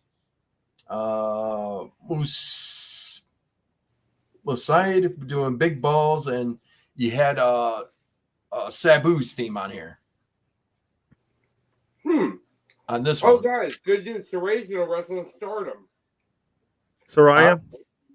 Saray, S-A-R-E-E, that girl that was on NXT, but they dropped the ball on her. Oh yeah. I heard she was going over there to wrestle. All right, so gentlemen, we have been live for over 3 hours, and I am getting very, very tired and very, very sleepy. It's almost 1 a.m., gentlemen. 1 a.m. in the morning on a Wednesday morning. Happy Wednesday. It's Wednesday. You all know what that means. And we gotta wait on Josh. All right. Thank you. Because it's getting that time, gentlemen. It's getting that time. It's getting that time. I got munchies. Hey, where's this from? In-N-Out Burger? Mickey D's. It's terrible. Has anybody tried the Spice Coke yet? Thank you. Out of curiosity, anybody tried Spice Coke? By any chance? No.